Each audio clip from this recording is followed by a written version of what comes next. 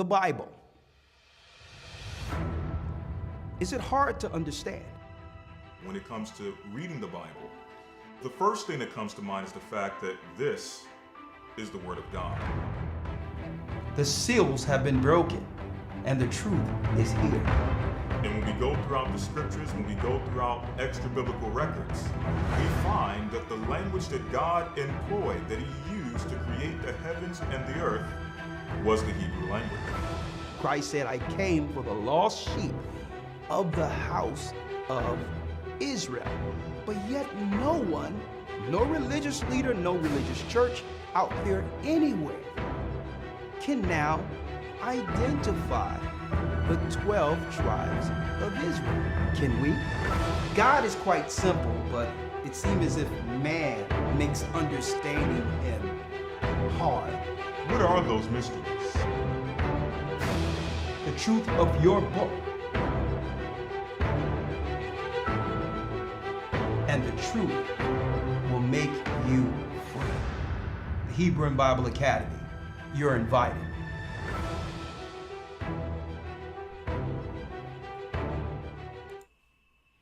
Let's go. Let's go. Blessings, blessings, blessings. Hit that like button. Come on.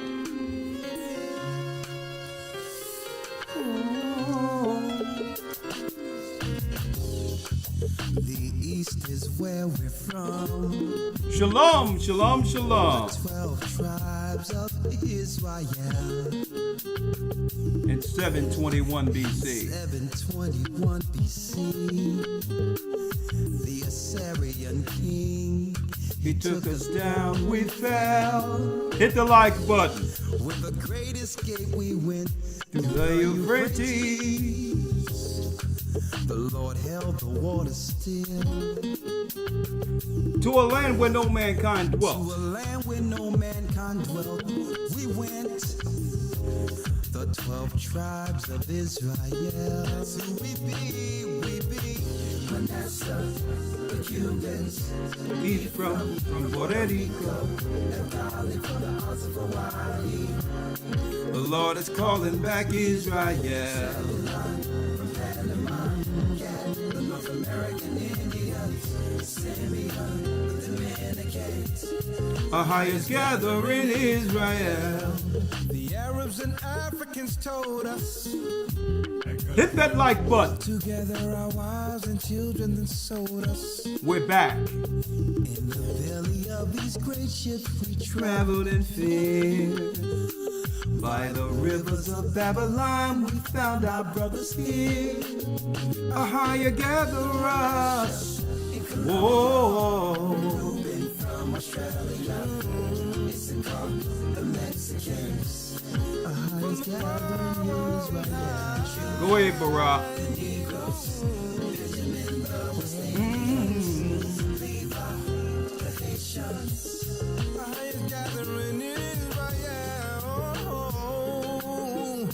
That's right, brothers and sisters. The Most High is gathering Israel. We are the elders of the Gathering of Christ Church here with our weekly broadcast. That's right. The fall of an empire. Famine. We're going to talk about this today, this evening. Thank you, brothers and sisters, for all your support. Always supporting the Gathering of Christ Church as we bring forth the truth that brings in the Most High's kingdom. The kingdom come not by observation. That's what Christ said. We sitting here waiting for what? When the kingdom is within us. It's what we do that speeds up prophecy. When we come together, when we begin to pray to the Most High, Ahia is his name, in the name of Christ. Guess what, brothers and sisters? The heavens have no choice but to respond. It's a domino effect.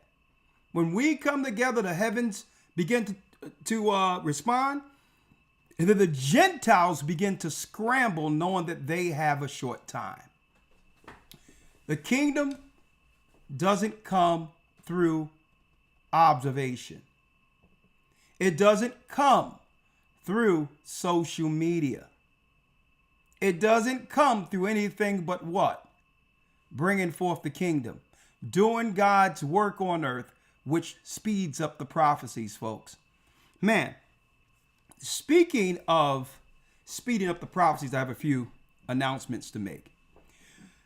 Brothers and sisters, do you notice that, and I was speaking to Elder Lawyer about this earlier, and again, thank you. Hit the like button as you come in. All praises be to the Most High, in the name of Yeshua. We thank the Most High for breath, for life, and the truth. We thank the Most High. Hit that like button. I was speaking to Elder Lawyer before the broadcast. I'm sorry we're a little tardy, but man, brothers and sisters, for the last 2 days, from the time I got up in the morning, I worked all the way to 2, 3 o'clock, 3, 4 o'clock, working in the garden, okay, turning the ground, fertilizing the fruit trees, turning the ground. Oh yeah, Elder, yeah. I also was able to find some spring onion. I got a whole thing of spring onion that I planted and I forgot it was there.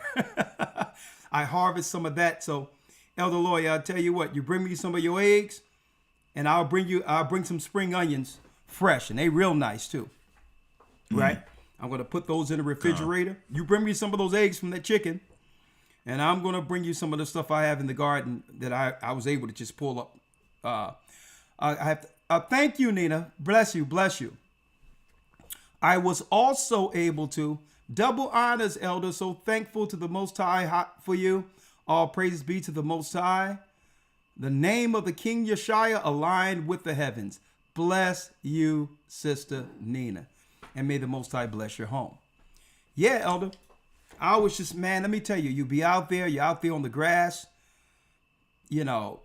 just clear thoughts, right? You're sitting there working the field and just thanking the Most High, for his strength and power and an opportunity to prepare before famine.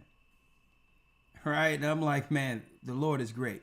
He's doing so much for us, and we can never forget our blessings.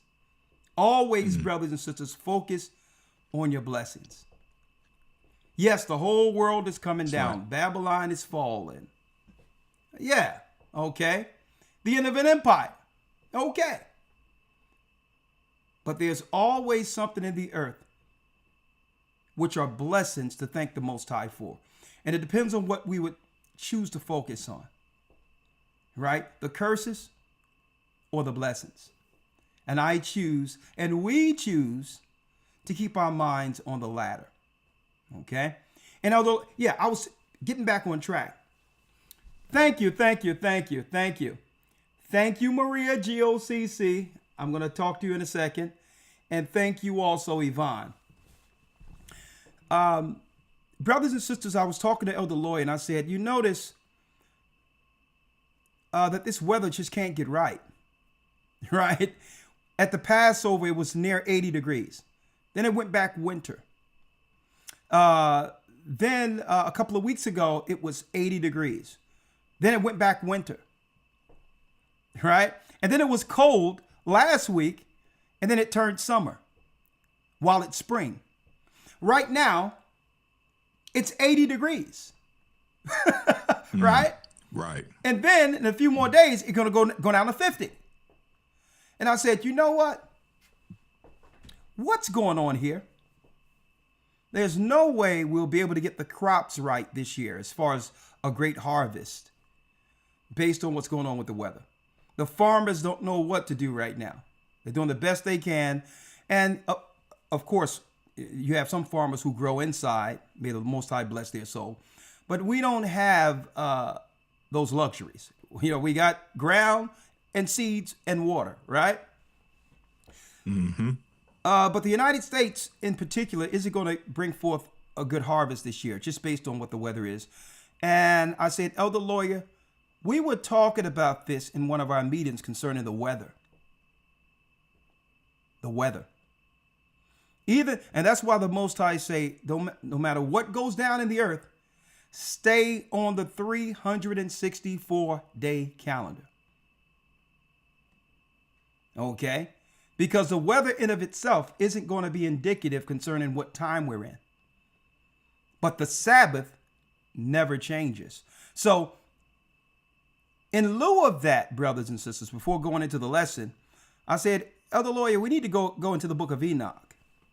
Because Enoch, well before the flood, Enoch the righteous told us exactly what we would be experiencing weather-wise in the very end of times. At the very end of times, Enoch expressly told us exactly what we're experiencing right now. Well, is it spring or is it summer? It's 80 degrees today, right? On the East Coast. Last year, REI and other people brothers called me from Texas and say, Elder, it's weird over here. It's snowing. I'm like, okay, everybody get a little snow. He says, no, Elder, it's snowing. It doesn't snow like this in Texas. So we cannot be ignorant, brothers and sisters, of the times. And I said, you know what? It's in the book of Enoch. Let's go there real quick, Elder Lawyer, to give an explanation to our brothers and sisters to understand the weather. The weather. Right? And see, and this is why it's always important, brothers and sisters, and I'm going to deal with that with the Secrets of the Times lesson this academy. Right? Because it seems as if, believe it or not, I was living in a time as a Hebrew. Let me make this clear. When there was no debate at all concerning the times of the year concerning holy days. Not one debate. It doesn't matter who the Hebrews were. It could be the Hebrews who don't believe in Christ, the Hebrews who believe in Christ, right? Different doctrinal Hebrews. It could have been Prophet Cherry or the Commandment Keepers of Chicago. There was never a debate concerning time. Why? Everyone went off of the Jewish calculation. There was no questioning Jewish people. Whatever the rabbis told them, it was what? It was the gospel truth. I've never seen Israelites debate time until the Most High gave us the 364-day calendar, which is really what he gave Moses and Enoch and all the prophets from the beginning. And now that we're following that calendar according to times, and it's showing, well, their Passover is nowhere near ours. Now it's this great debate. But we're not debating at all. Finish following what the synagogue of Satan gave you. And you're going to find that you're off. And you cannot go by the season you think you're in. Enoch told us. Let's go there real quick, Elder. In the book of Enoch, let's read that.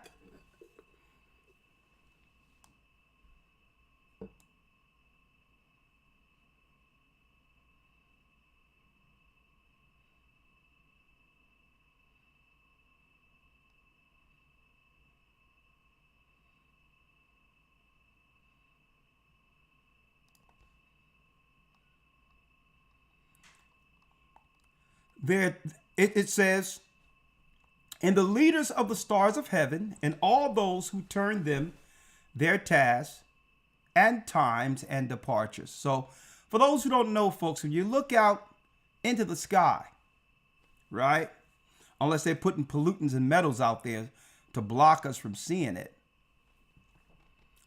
When you look above the firmament, that's heaven.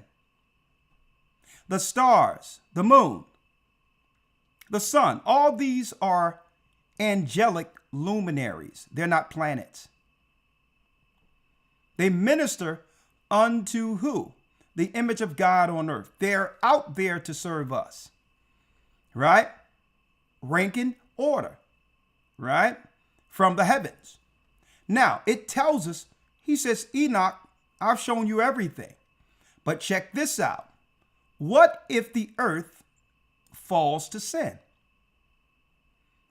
Then what if? Right? What if? Let me read this real quick. Right? What if the earth falls to sin? Right? Hold on. I have this mouse that's working horribly.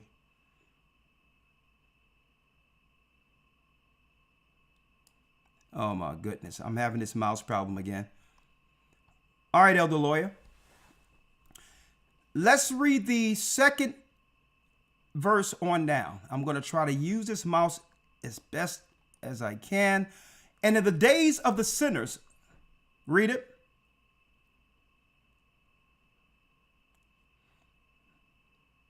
Okay, hold on. They can't hear you? Hold on. Yeah.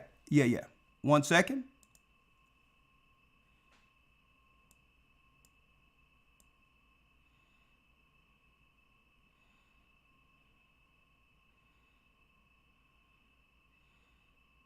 Oh, that's it. All right, say something down to the lawyer.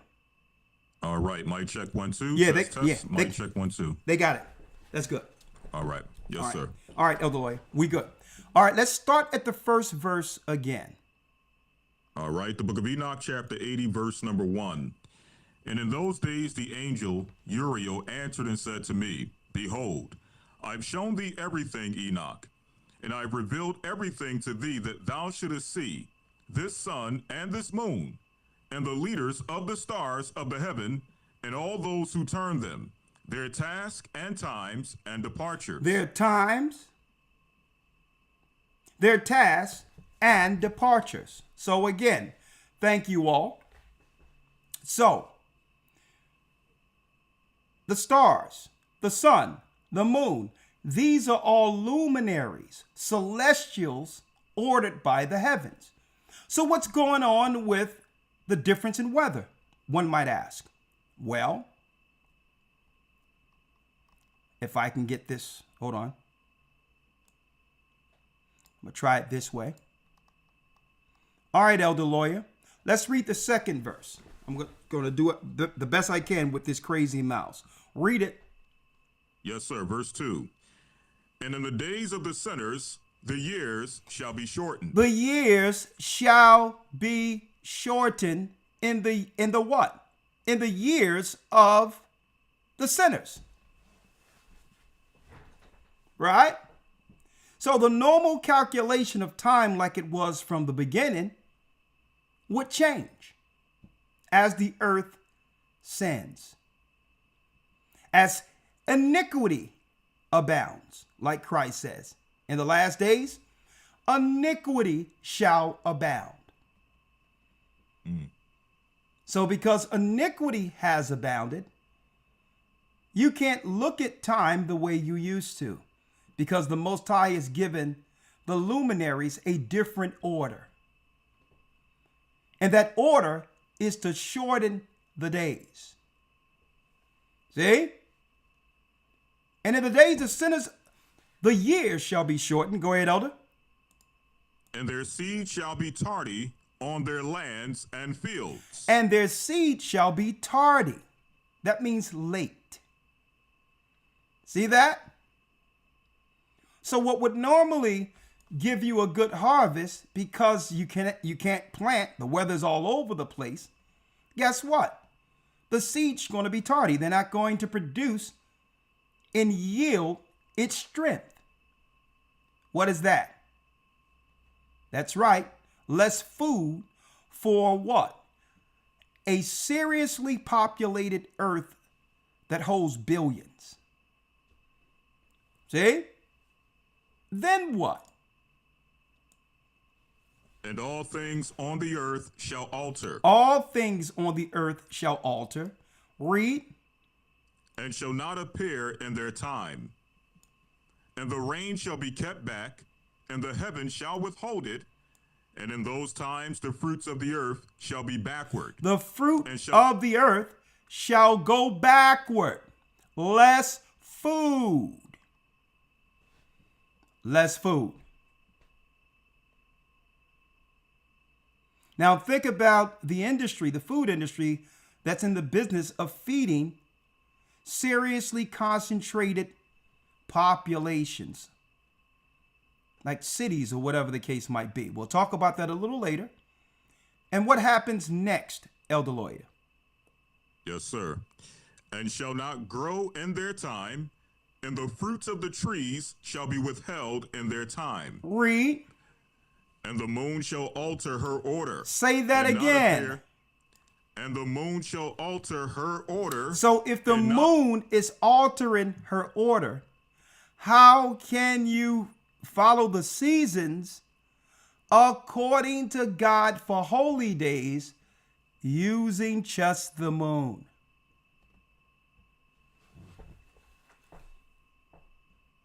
Now, it's enough that the moon comes up 10 days early every year.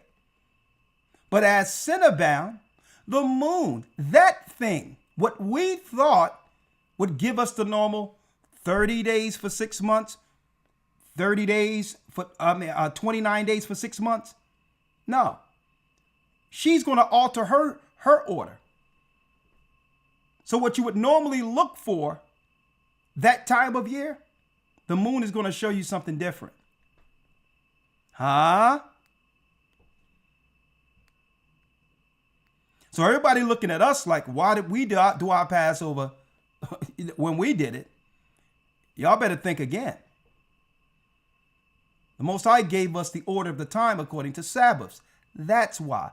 We're not going to sit there and try to calculate and do all these other things, because we did that years ago to put us on order with the Sabbaths. We don't have to do it again. See? And the moon shall alter her order in what? And not appear at her time. And not appear at her time. See? What time? The calculation when it comes to the beginning of the year. She's going to show something different. And check this out. 5. And in those days the sun shall be seen, and he shall journey in the evening on the extremity of the great chariot in the west. Read. And shall shine more brightly than accords with the order of light. Come on. And many chiefs of the stars shall transgress their order prescribed, and these shall alter their orbits and task, and not appear at the seasons prescribed to them. And not appear at the seasons prescribed to them. Because usually the Manassites were good at this.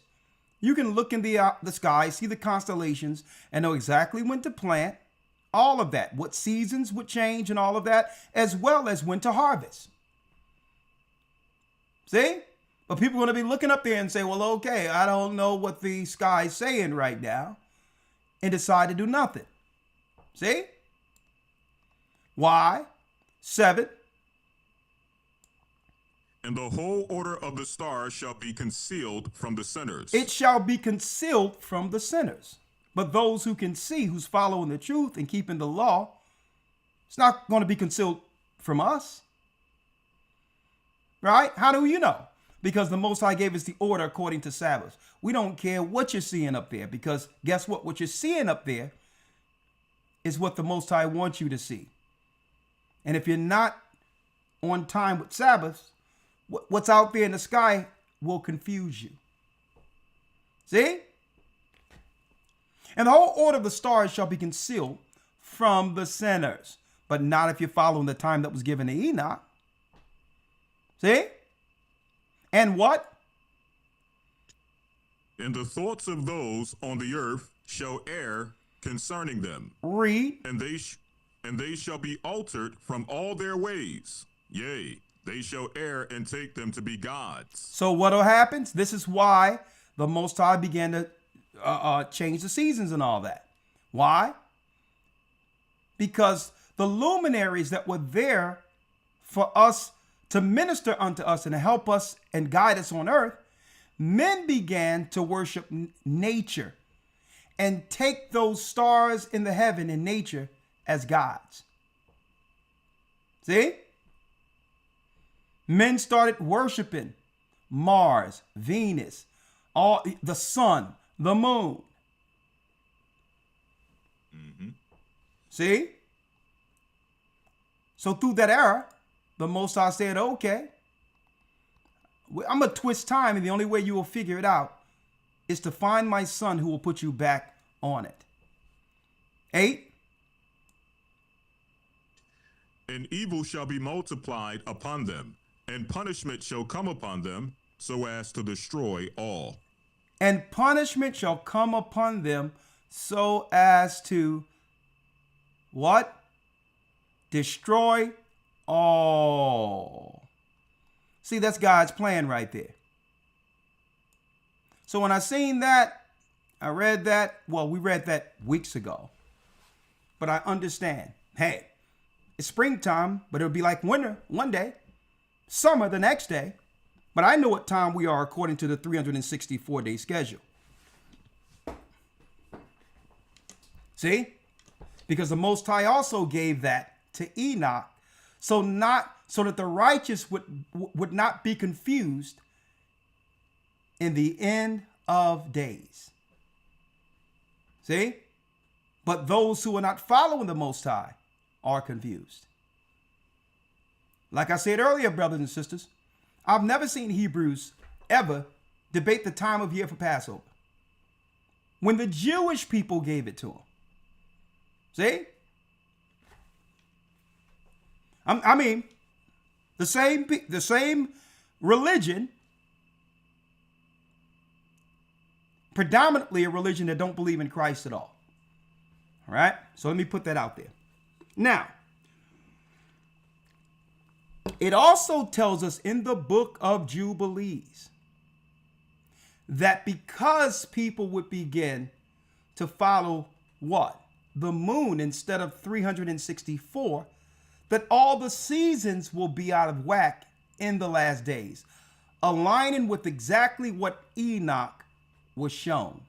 Moses was shown the same thing. Now, before going into the lesson, all praises be to the Most High. I see some familiar faces out there. Please hit the like button and always support the church. Let me tell y'all, brothers and sisters, what we'll be going into for this week's Hebrew and Bible Academy before going into the lesson. Elder Lawyer, the topic this week? Yes, sir. The topic for this week will be, who is Edom? Who is Edom? Now, we're going to take we're going to go into some of the history, the original history of Edom.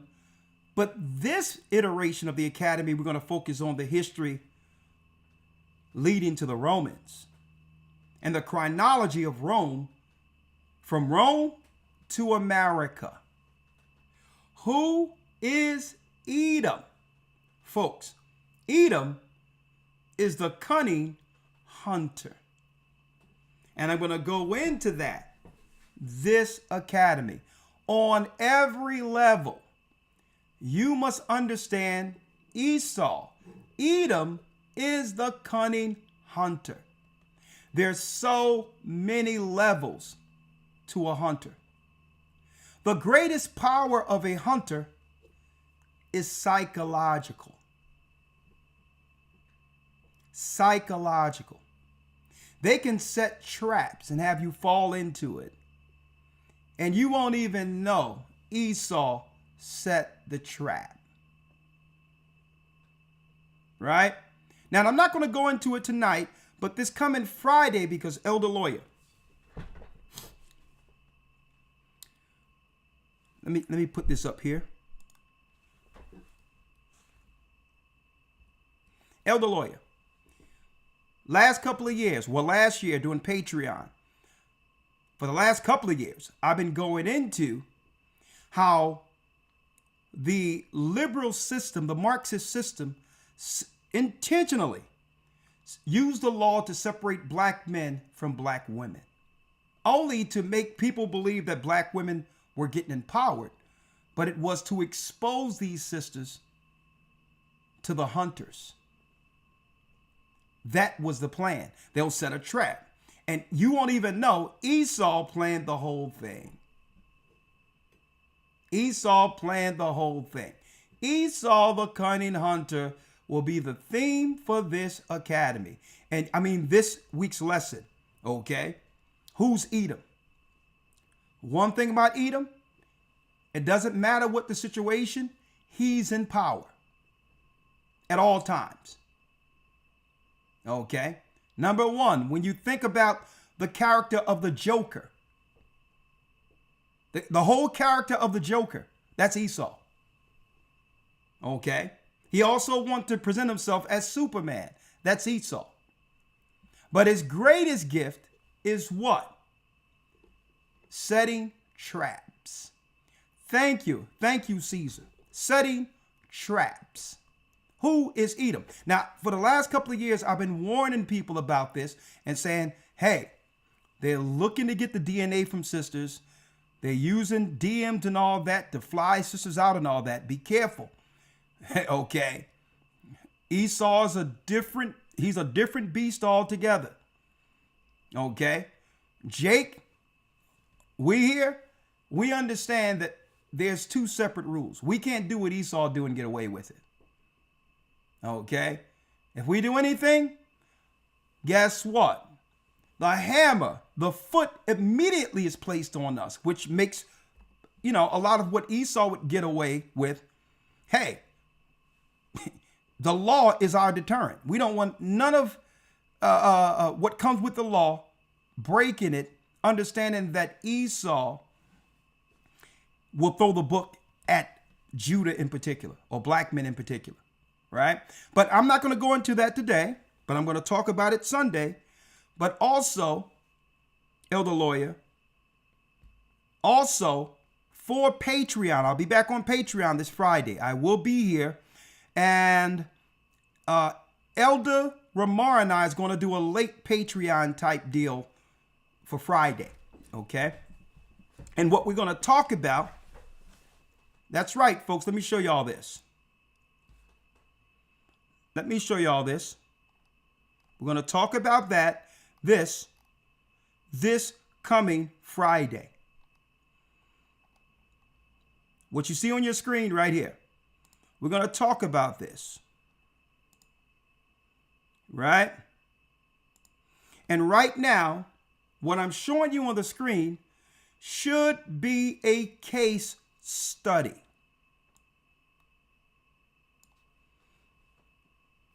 Should be a case study. What do I mean by that? Well, everyone is talking about it out there. This influencer, Elder Lawyer, I don't know if you heard about it, Ashley Janae, she goes to, I think, Zambia and was found hung, right? And I couldn't help, may the Most High bless her soul, may the Most High bring justice to this. But what I couldn't help but notice is how quiet the media, the mainstream media, is with this. Right? She goes over, she rents a place. This guy don't even pay for anything. For this online persona, moves this girl into a third world country where what? The rules are entirely different over there compared to America. And she comes up dead. Esau, the cunning hunter. And you notice there's really no media outrage with this. Unless we're talking about it. I even went online with Google and tried to get some pictures. You rarely see this guy's face in any of the pictures she's involved in. The story that they broke with this, Elder Lawyer, they only show his picture one time.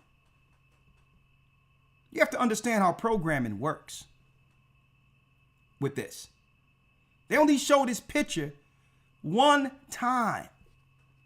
And then I couldn't help but think, Elder Lawyer, what would be the story, Elder Lawyer? You give me your opinion. What would be the story behind this? If this sister went to Africa with a black man, came up dead, what would be the story?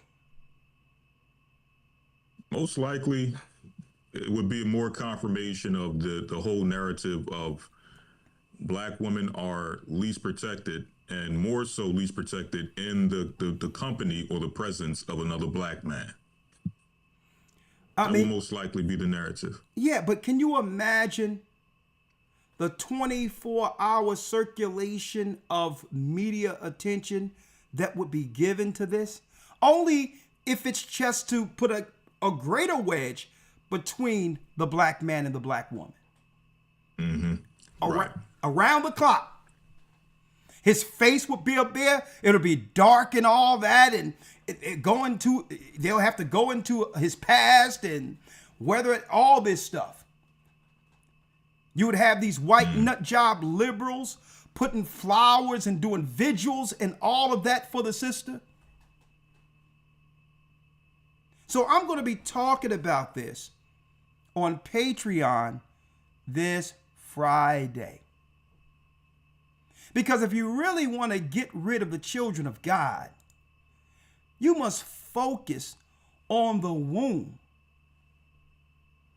that delivered the prophets.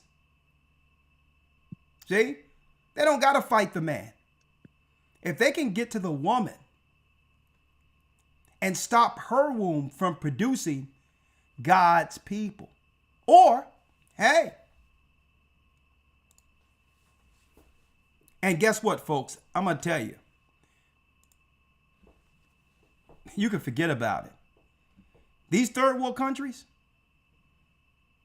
the story can be whatever they agreed upon. The police are corrupt, all of that.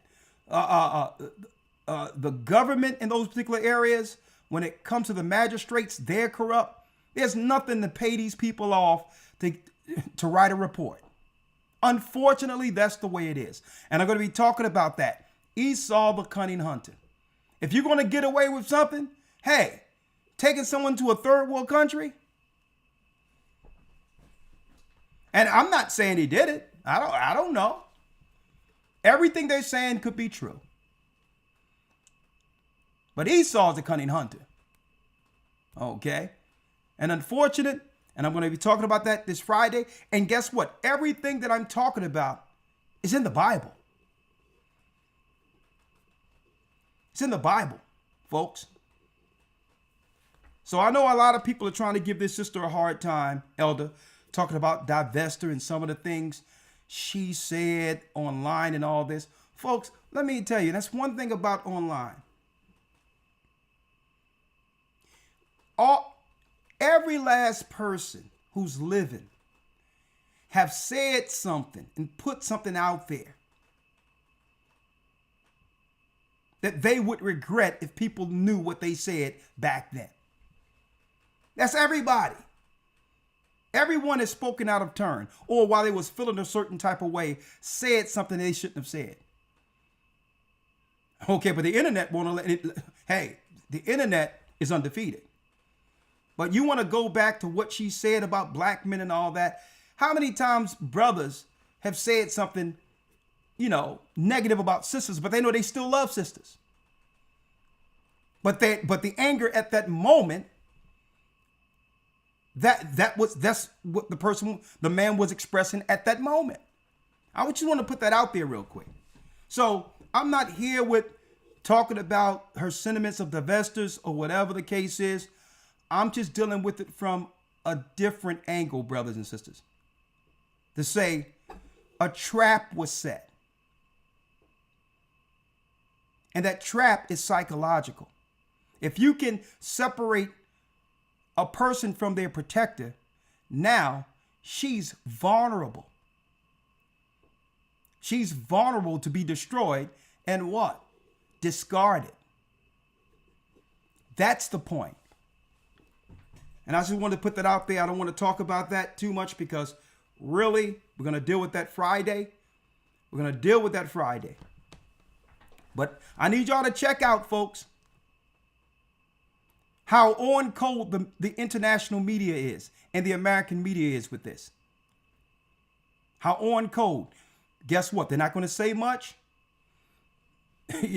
And guess what? You can expect him to get off from this. You can expect it. And the story going to go away. And there's going to be some divester conversation next year as if this never happened. But this is how Esau set a trap to destroy the daughters of Zion.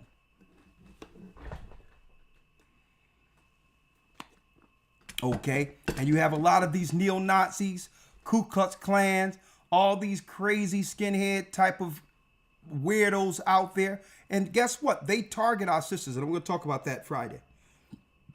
This is Ramar here. Let's see. Okay. And again, I'm going to say this. I don't know what happened. There's alleged accusations out there. I don't know what happened. All I know is that she was found hung. And the majority of the things out there is alleged, right? Only thing I can say is allegedly. But hey, let's see if he go to jail. Let's see if anything happens. We'll see. All right. Elder Lawyer, let's jump right in. All right. Yes, sir. Let's jump right in. We're right on time. The end of an empire. The fall of an empire, then a famine. The fall of an empire, then a famine. All right. Now, how do you know an empire is in trouble? Thank you, Sister Serena. Bless you. How do you know when an empire is in trouble? Fair use. For educational purposes and prophetic purposes only. This is when, Elder Lawyer, you know an empire is in trouble. When your president, the president of the United States, does and says things like this.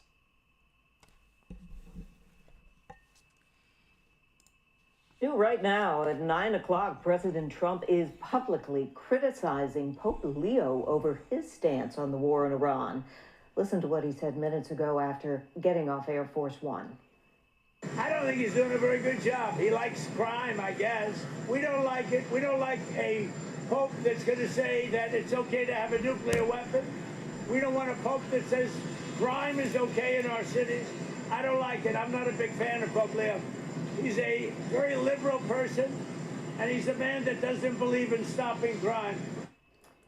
Trump also said on Truth Social tonight that if he wasn't in the White House, Pope Leo wouldn't be in the Vatican.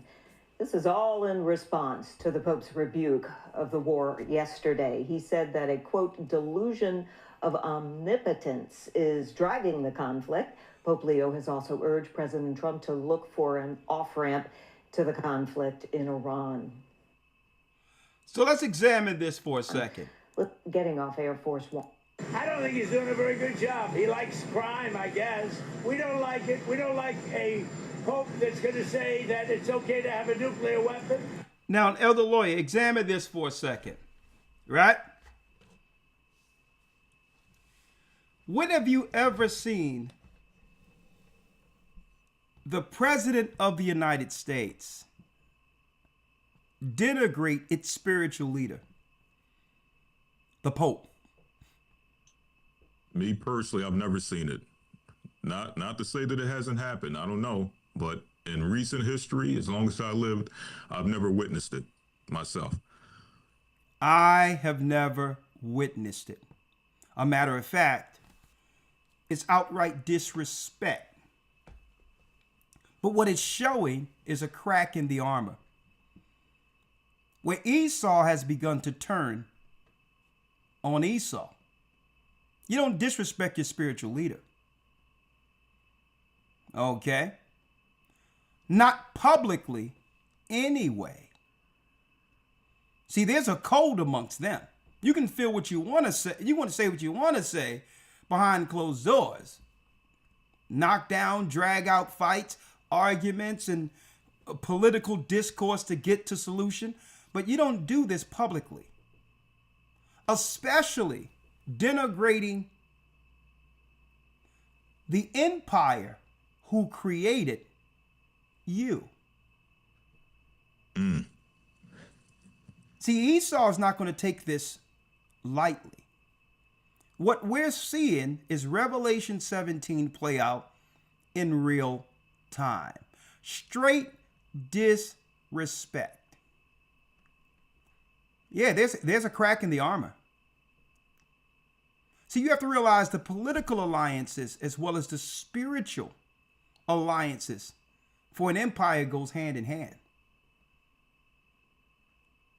Right? And what's great about this, Elder Lawyer, is that the children of Israel, we're just sitting back with popcorn, watching the whole thing go down. They're going against their own spiritual leader. He called them all types of names. I believe that this was the, I think this was the PG version of what he actually said against the Pope. Right? So let's talk about this. Because it seems, allegedly, that most people out there are thinking that Trump has become unhinged. That a lot of people out there believe this. You have even Christians have jumped ship. Right? I've never seen Christians out there saying, well, hold up, we don't believe in the dispensationalism. All the stuff we've been teaching for years, the white Christians are teaching now, Elder Lawyer. Right. Right. I'm going to tell you, they're going to say everything. Esau, Elder Lawyer, is going to say everything up until what? Up until the fact that they have to admit that the slaves who are brought here are actually from the lost sheep of Israel. Their genealogy goes directly to the people in the Bible. They'll admit everything up until that line, right? Up until they get right there. Oh, that's a step too far. We'll admit everything else, even though we're ear hustling at night, listening to all their lessons. But we're gonna admit everything up until that line. We ain't crossing that line to tell everyone, hey, that these blacks are actually the chosen people. Now, that's a step too far now. Now, getting back on point here. So Europe, Elder Lawyer, the Europeans for months have been taking stances to separate themselves from the United States of America. Right? They're taking steps. EU wants possible action after U.S. barred 5 European accused of censorship. So there's a war between Europe, who is the 10 horns, and America. And the 10 horns, which is Rome, they're seeking to cut bait only to let what? America sink itself. And this is why it doesn't matter what type of treaties or agreements Trump may align with, may do with Iran. That's right. The state of Israel don't care if America makes a treaty or an agreement with Iran, because what? They'll break it. Israel will break any treaty, any alliance that America makes, so to sink America. That's the plan. Because the Europeans, the Ten Horns, feels that what? America has grown beyond itself and have forgotten the Ten Horns who created her. And I'm going to be talking about that. Who's Esau? The pride of Esau. Let's talk about that, Elder Lawyer, before going into how they're strategically doing this to starve America out. Let me tell y'all this, brothers and sisters. Listen to me and listen to me good. We've been talking about this for years. There's no way you can go into a war with Iran. No way. They've already done what? The war games on this. There's no way you can go into a war with Iran without what? Strangling the economy that leads to a famine here in America. They've already did the war games on this. They know the domino effect economically for America if they go to war with Iran. They knew this. So how do you take down a standing army of 300 million people with almost every person armed with a weapon? That's a standing army. Who can fight an army of 100 million people? Well, what you got to do is you got to bring in a biochemist and come through and get rid of a lot of the population by having them through some bioweapon, allegedly. Get rid of, slowly knock out 10 to 20% of them, if not more. Then replace them with immigrants who want to see America falls based on the destruction America have done to their countries. Right? That's how you do it. And then you fight the war of all wars. A war that has no, listen to me clearly, brothers and sisters. There's no way you can fight Iran and have America escape a famine. Impossibility. And they know it. Impossibility. So this is how you fight a standing army that has the freedom of speech and freedom to defend their speech by bearing arms. You go to a war that would lead to pulling the rug right up from under comfortable Americans. And this is when the prophecy of the Bible pops off, folks, because they're going to do EMPs. They're going to do many things and blame on Iran. They just need the war to pop off so they can use it as a smokescreen to do everything else. And at the same time, when they do it, they're going to say Iran did this, Iran did that, Iran did this. And how do we know this? Because the same modus operandi we witnessed in Desert Storm, that we witnessed during the time of when they went against Libya, Saddam Hussein, it's the same plan. They bring in outsiders and claim it's a civil war. And now, guess what? They get the political outcome intended by blaming it on others. But they cannot do this without what?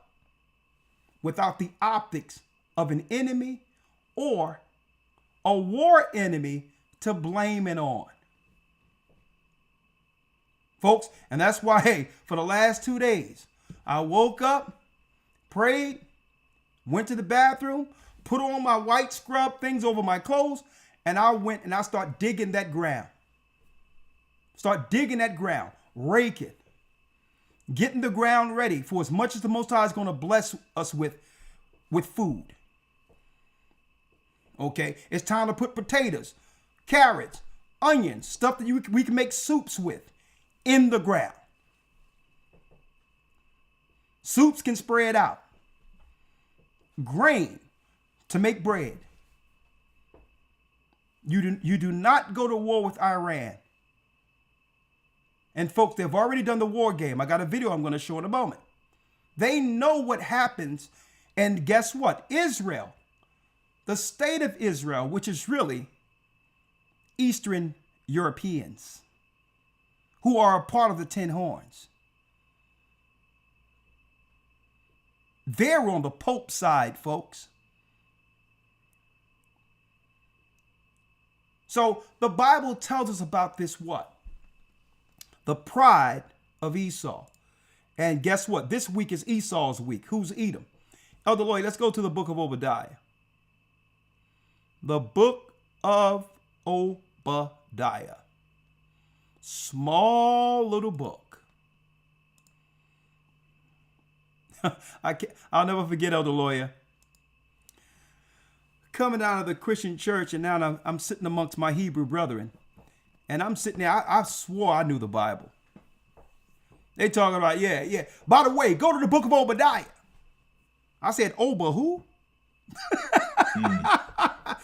I'll never forget that night sitting in class with my Bible open.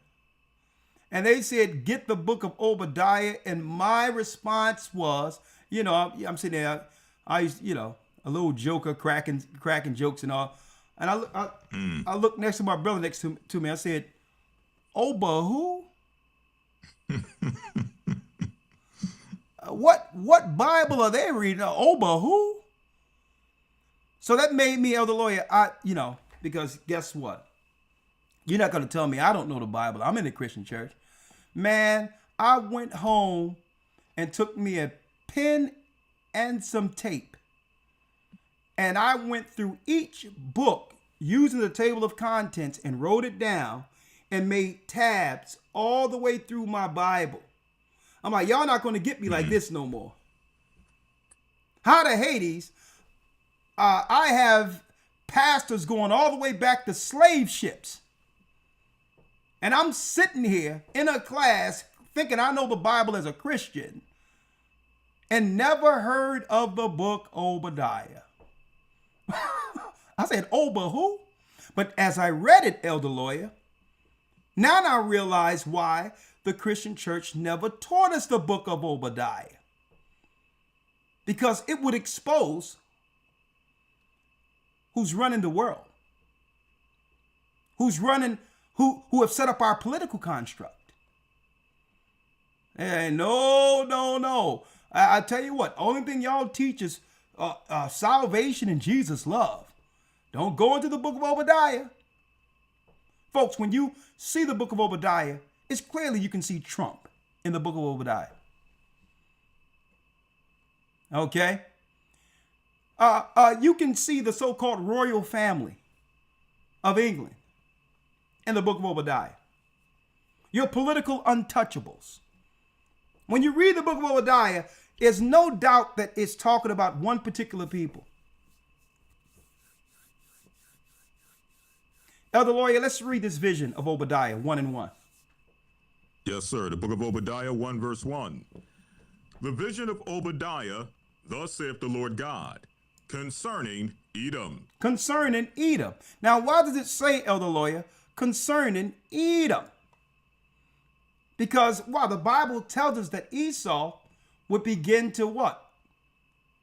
Call lands after their own names or after his names. He would begin to rename stuff. Right? So here it is. This is what?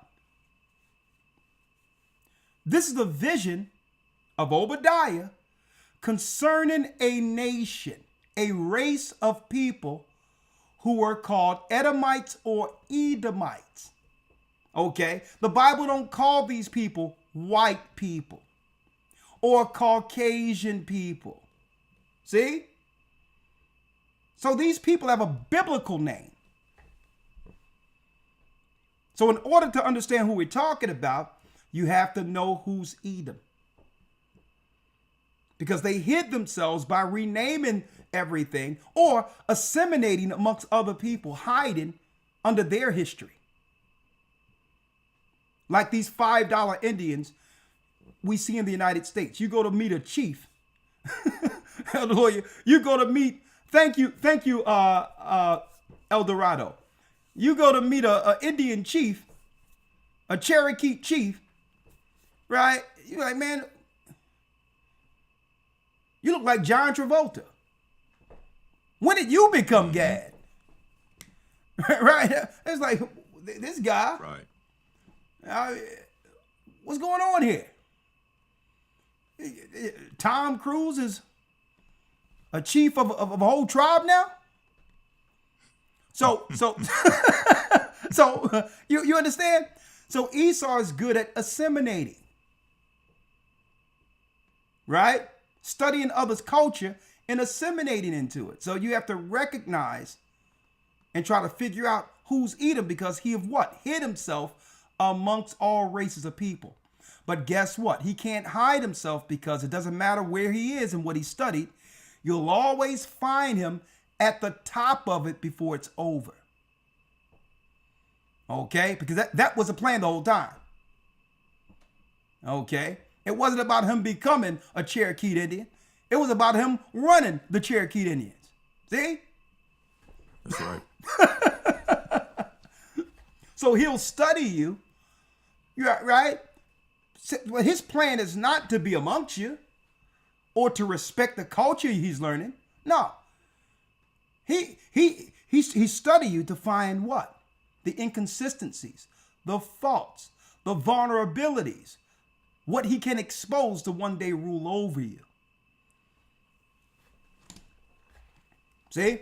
So they never wanted us to read this book called the Book of Obadiah, folks. Folks, this book, folks, is only one page in the Bible. Think about this, folks. It's only the Book of Obadiah. Look, there's only one chapter, folks. I'm going to show y'all this. Look at this. There's only one chapter in the Book of Obadiah. You would think that they would just allow us to read this one chapter in the Christian church, folks. It's so groundbreaking. It's so exposing when it comes to pointing out Esau that they said, you know what? We're not even going to teach this in our theologian schools, even though it's only one chapter. Right? Let's read it, Elder. Obadiah verse 1. The vision of Obadiah, thus saith the Lord, concerning Edom. We have heard a rumor from the Lord, and an ambassador is sent among the heathen. Arise ye, and let us rise up against her and battle. So it says an ambassador is sent amongst the heathen. Heathen are the Gentile races Esau is in confederacy with. These are all the nations who've aligned themselves in a confederacy, and with that agreement, they all rule over the who? 12 tribes of Israel. That's the agreement. Esau is the head of it, but all of them agree to benefit from what? The cursed people who went against their God, written in the Old Testament. All of these Gentile nations are in agreement that they can benefit from the 12 tribes of Israel who built Egypt. See? But now, an ambassador is sent amongst the heathen, and arise ye and say, listen, we're not with this agreement. That ambassador is not Gumnonasa. That's a false narrative. The ambassador that's sent among the heathen and say, we'll fight them, we'll fight Edom. Folks, that's Iran.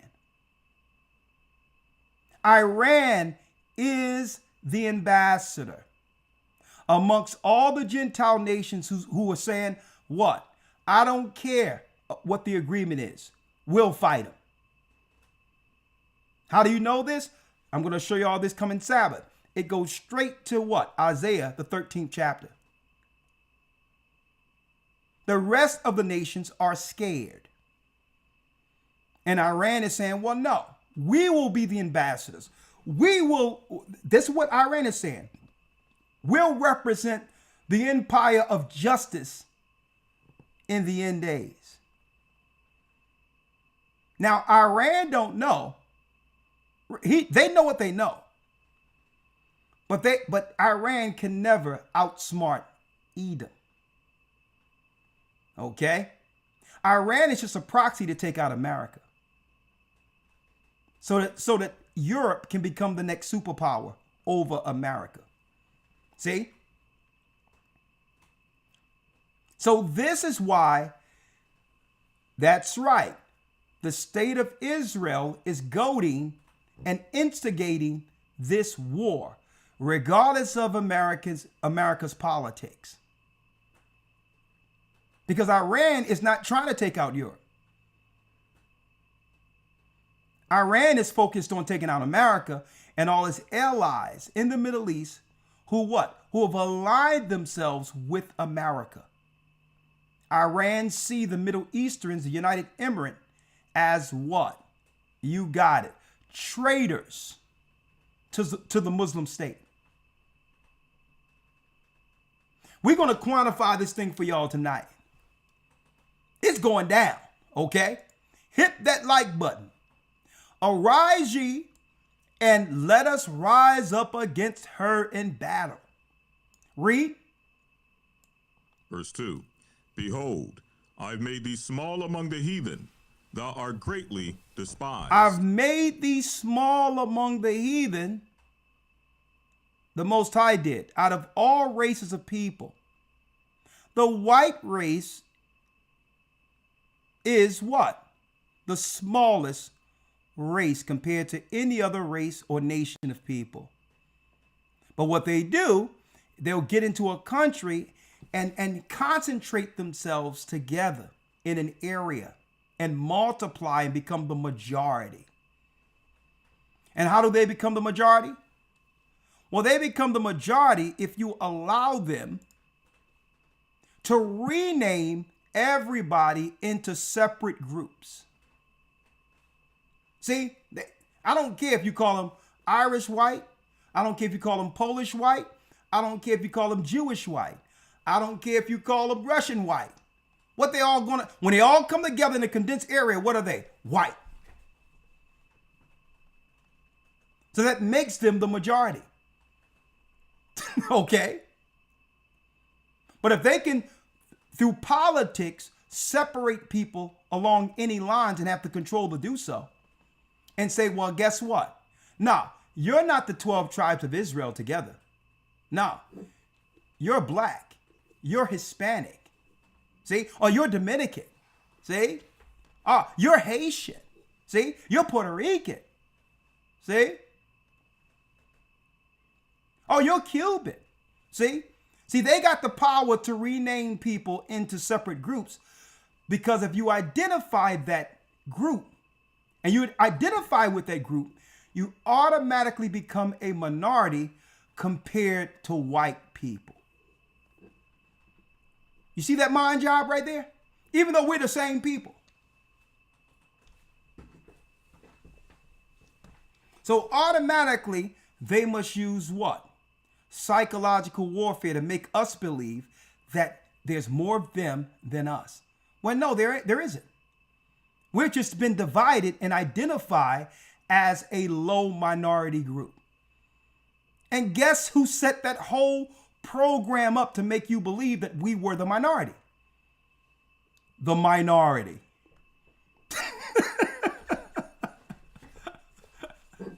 Right? I need y'all to think about that. All day they call us minorities. And I'm like, well, hold up. What type of psyop is this? The Bible says, behold, I've made them, Esau, small among the heathen. That means if you compare white people as a race in comparison to the other races in the Bible, they are the smallest race on earth. And then they'll divide you not just on cultural, racial lines. Then they'll even go to the point where, you know what, let's divide them according to sexuality.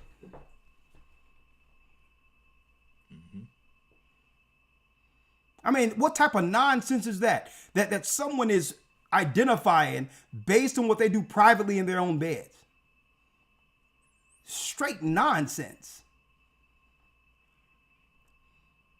But as long as you identify with that, now you have separated yourself even further from what? A majority group you were a part of that can oppose Esau. See? He's greatly despised. Read on. The pride of thine heart have deceived thee, thou that dwellest in the clefts of the rock. Thou that dwellest in the clefts of the rock. Another clue. Who was in the rocks? The Caucasus Mountains. Even Alexander the Greek. He was coming down a mountain actually with leopard skin, and his horse had leopard on it. He would have secret meetings in caves. Then you go all the way back to Mount Seir, where Esau connected with the Canaanite god, Satan himself. Folks, and y'all can say what y'all want, think what you want. That God is Yahweh. Do the research. Yahweh is the God of the Shashu. Now, usually we do a lot of this in the academy, but I'm dealing with the academy who's Esau from a different angle this Sunday, so I can show you a little bit what we talk about anyway.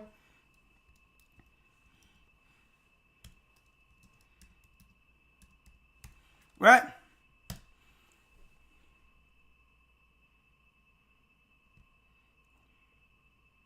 Look at this. Yeah, right. I'm gonna show y'all. Right?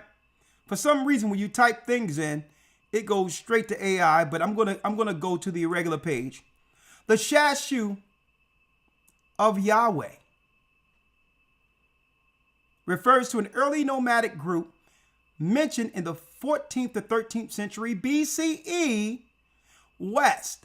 Egyptian inscriptions found in Solib and Amara West, which means Yahweh was in Egypt during the time that who? You got it. That Moses was in Egypt. So Yahweh isn't the name that was shown to Moses. Now you go to the Shashu here. These are Edomites. See? Look at this.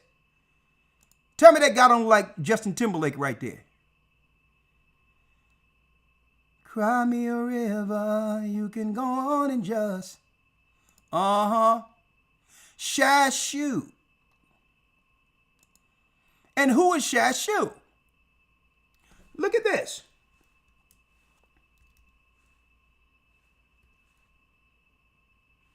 Look at this. Look at this. The 14th century cult of Yahweh had reached Israel, groups of Edomites and Midianites. Listen, worship Yahweh as their God. Huh? Cry me a river. Yahweh, the cult of Yahweh was set up by Esau when he went up into Mount Seir worshiping Satan. Yah is God. Hova is mischievous one, fallen one. And that's the God of the Tetragrammaton.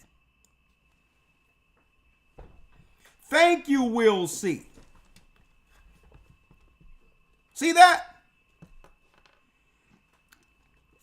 Now you see why the enemy would love to go against the church in the work. We've exposed the God that's worshiped amongst Jewish people as well as Hebrews. And they'll swear by Yahweh without understanding its history. Huh? Yahweh is the God that Esau dealt with in Mount Seir from the land of Canaan. The Shashu the Shashu, Esau. So you can't tell me that Moses received the name Yahweh when it was already in Egypt. Yahuwah is another name, Elder Lawyer, for the Tetragrammaton, correct? Yes, sir. Yes, sir. It's another pronunciation according to the vowel points. Okay. Now, Elder Lawyer, if you will, let's go back to the book of Obadiah. The pride of thine heart have deceived thee. We get a chance, Elder. Read it. Yes, sir. The book of Obadiah, chapter 1, verse 3. The pride of thine heart have deceived thee, thou that dwellest in the clefts of the rock, whose habitation is high, that saith in his heart, who shall bring me down to the ground? Now, as you can see, Donald Trump, one thing I can respect about Donald Trump, he's operating in the full authority of Edom. And he's unapologetic about it. And that's why, guess what? I can respect a politician who's what? Who say exactly what's on his mind. Because the majority of the politicians out there, they're saying one thing but doing another. Right? And I'm going to tell you one thing about this Trump. He's unapologetic. Whatever he feels, he's calling the Pope all types of names. Okay? Right? And he's doing what he's doing. I've never heard somebody get up one morning and get on the news and say, we're going to totally obliterate this country. We're going to move them back into the Stone Age and there'll be nothing left. No men, women, or children if they don't make an agreement by 8 o'clock tonight. Right. If that's not rash, I don't know what is. Right? So, I mean, you talk about a God that's full of pride. But it says the pride of his heart have deceived him. Hit that like button, folks. Thou that dwellest in the cleft of the rocks, whose habitation is high, Caucasus Mountains, Mount Seir, the mountains in Eastern Europe, who said in his heart, who shall bring me down to the ground? Who can oppose me? Is what Esau said. Like the example I can show you about what just happened to that beautiful sister over there in Africa. Who you think? Guess what? Who think that sister going to get justice? Esau's like, hey, who can bring me? Who can judge me when this is my setup? That's what Esau said.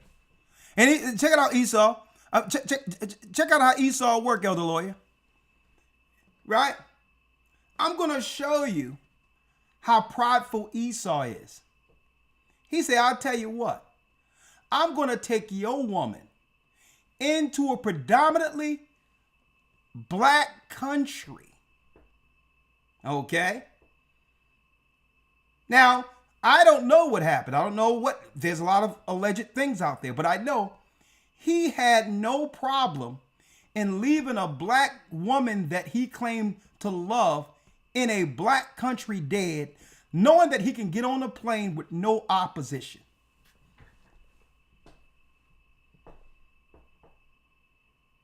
Now tell me that's not some pride.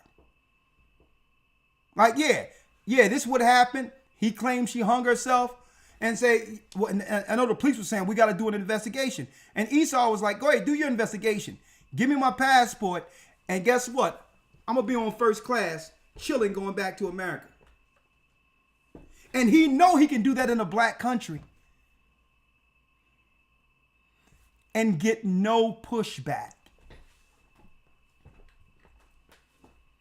See? Esau's like, I write the rules here. You see the skin I'm in? Give me my passport, huh? All right. Give me my passport. As a matter of fact, on my way to the airport, make me a cocktail and put an umbrella in it. Okay? That's how prideful Esau is. He can go into a predominantly black country, have a sister die there, and get on a plane and not have to worry about nothing. Check that out.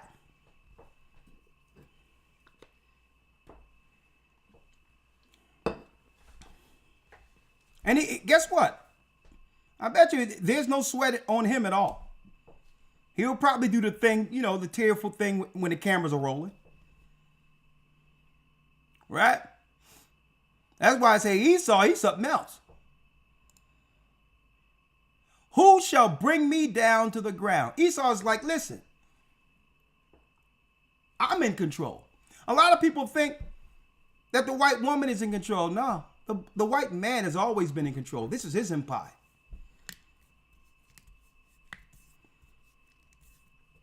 I mean, I'm saying, as a lawyer, I'm seeing some stuff I never thought was possible. Right? I'm looking at one of the more, maybe I'll talk about this Friday. One of the most beautiful women of our generation. Halle Berry. Can you imagine?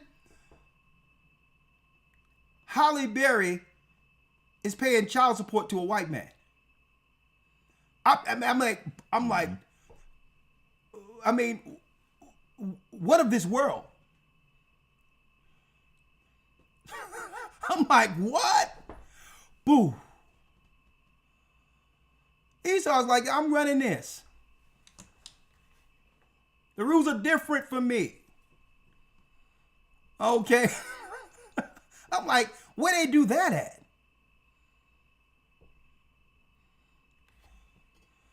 Right? I'm like, whoa. Man, Esau, man, I'm going to tell you, he's something else. He's like, listen, this is my stuff. Who shall bring me down to the ground? And guess what? Let me tell you, this embodies Trump. We got the greatest military. We got the greatest this. We got the greatest that. We do what we want. Oh, you got something to say? We're going to put tariffs on you. We're going to tax everybody. He kind of remind me of Augustus Tiberius when it comes to his political thing. Tiberius was about taxing everybody. We got a disagreement? Tax it.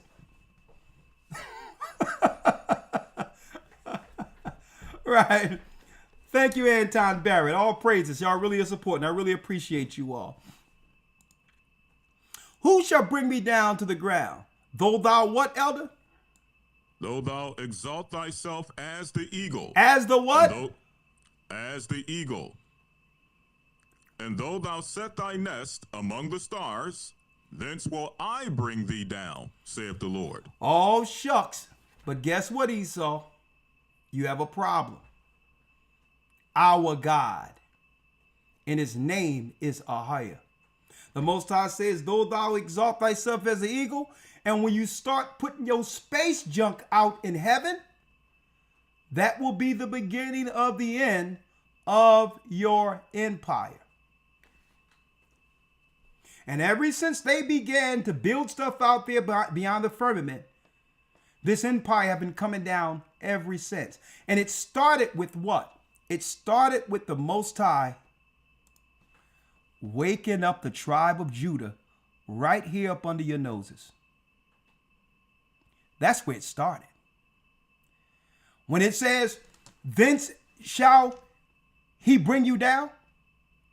Well, in the womb of our mother Rebekah, when Esau came out first, Jacob took hold of Esau's heel. And guess what?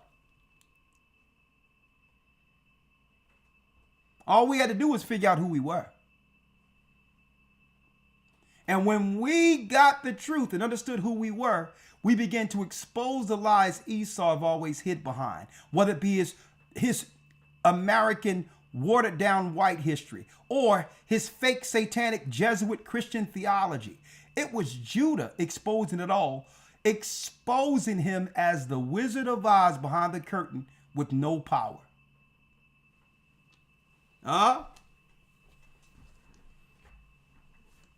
Though thou exalt thyself as the eagle. Thank you, Elder Shapat, for your news that you showed this last academy. I just had to, Elder Lawyer, put this out there again because it was so deep and apropos for the book of Obadiah. What is this? To let you know that they're planning for the fall of America. Thank you, Elder Shapat. Thank you, Elder Shapat. Well, this was in our news. For those in the academy, go to historytimes.org to enroll. You can still be a part of it. Whose Edom is going to be blown out of the water this Sunday. So what's going on over in England? Golden Eagles return to English skies, gets government backing. So they're taking down the eagle from America and bringing it back to the 10 horns, Rome. They're snatching America's eagle card. They say, nah, we made America. We're going to take down America. And now the world going to understand who was the eagle before the Pope. Rome and the 10 horns created America. We're going to show y'all. It's in the Bible that America was made out of 3 of the 10 horns. Huh? So golden eagles returned to English skies, gets government backing. Though thou exalt thyself as the eagle, and though thou set thy nest among the stars, thence will I bring thee down, saith the Lord. And you know how, Elder Lawyer, I can see the eagle snatched right up from under America, right? Usually when it comes to the United States Post Office, right? The eagle is their emblem, correct, Elder? The eagle. Right. Yep, that's correct. Yeah. So I had to go to the church today and grab a camera that AC sent. I have it with me now. We have to work it out. Very nice camera. And on my way, I noticed that, I noticed some stuff. Some anomalous things that I just logged. Some things I don't think about at all, but this just stood out at me. There's a truck, has the eagle on it and all that, United States Postal Service. And guess who gets out of the driver's seat to put the mail into mailboxes? I'm looking. It was a full bred, all due respect, East Indian. He's driving a truck with the eagle on it. And it's immigrants here in the United States driving all of the government jobs that used to belong to United States citizens. And I'm like, man, is that not ironic? The fact that they got the eagle there, and the eagle is fallen because they've replaced all of the people who made America what it is with those of other pedigrees and cultures. That's how you what? Destroy the culture of an empire. You snatch its spirit. And I'm seeing this guy get out of a truck with the eagle, and East Indian jumps out of the truck and start delivering packages. I'm like, man, this is deep. And at the same time, this particular article comes to mind that Shapat showed Sunday. Let me tell you, Esau is big on symbolism. He's very big on that. And for those who are actually watching this story, why would this be news in England? How did this become news? I'm like, who would even think about this, right? Who cares? English skies, golden eagles return to English skies, gets government backing. Well, they wouldn't show this in their news unless they were planning on killing the eagle. That's America. See? Unless they were going to destroy the eagle, which is what? America's emblem.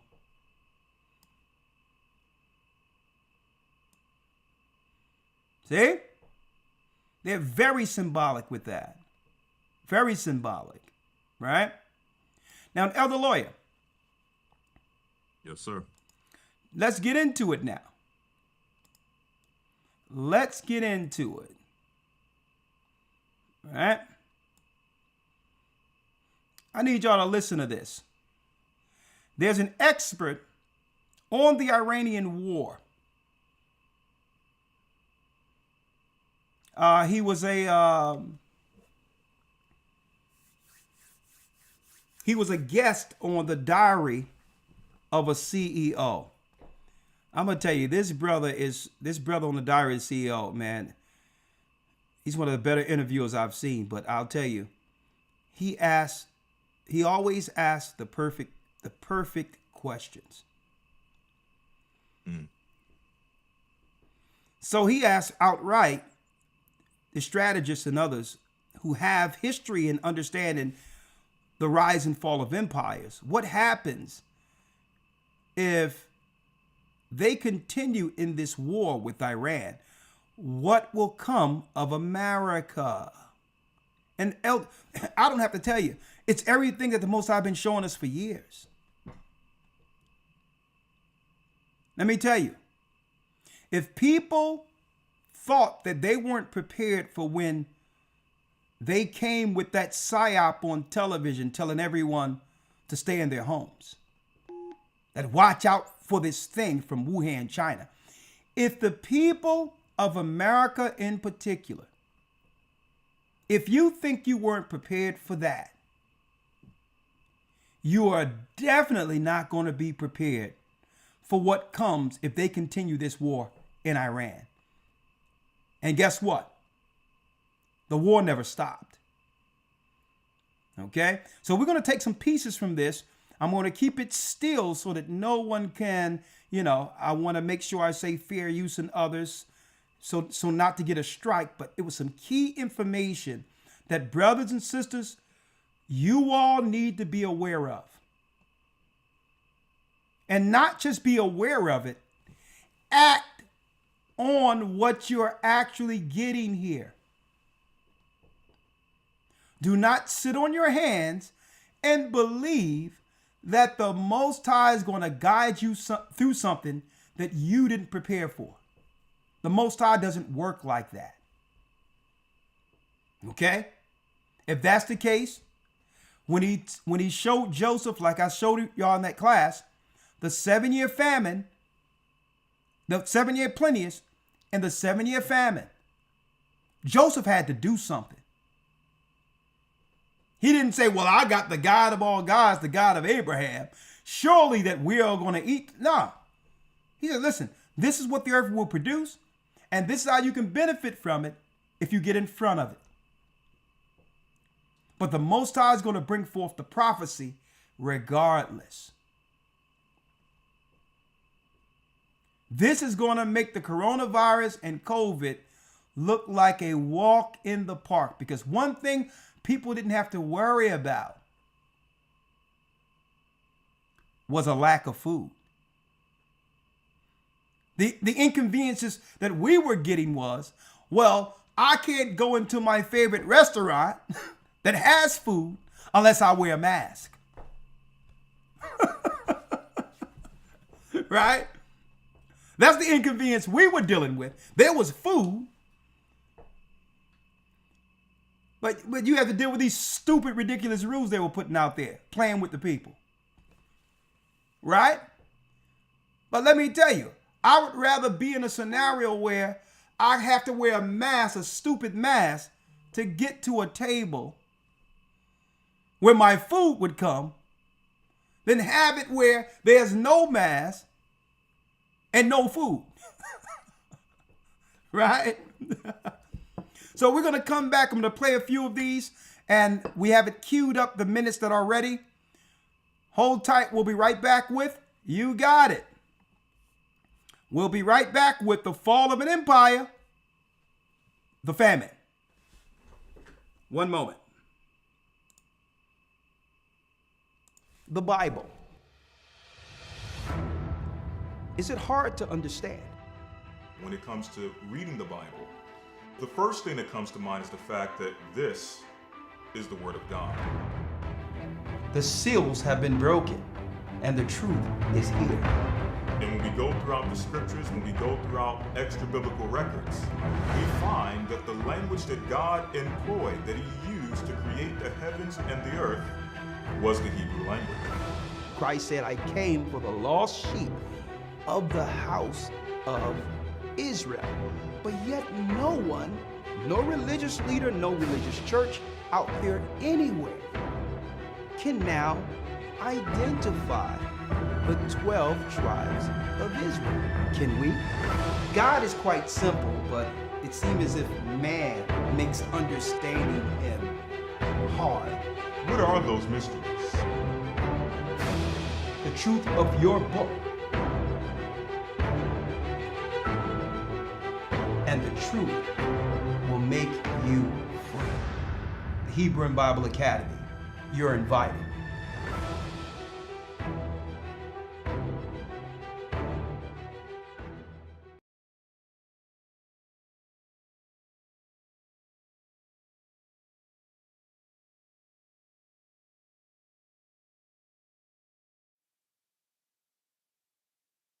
We follow you guys on YouTube. All praises be to the Most High. Talk to me. Yes, I'll praise you, God. My question is, do you guys have a church in Roanoke, Virginia, or near Roanoke where we can go? We can go to one of you guys' church. We're trying to relocate to be near like-minded family. We don't have a church here in Roanoke. Okay, I can really connect you with the DMV body there. You can choose which of the churches you would like to go to.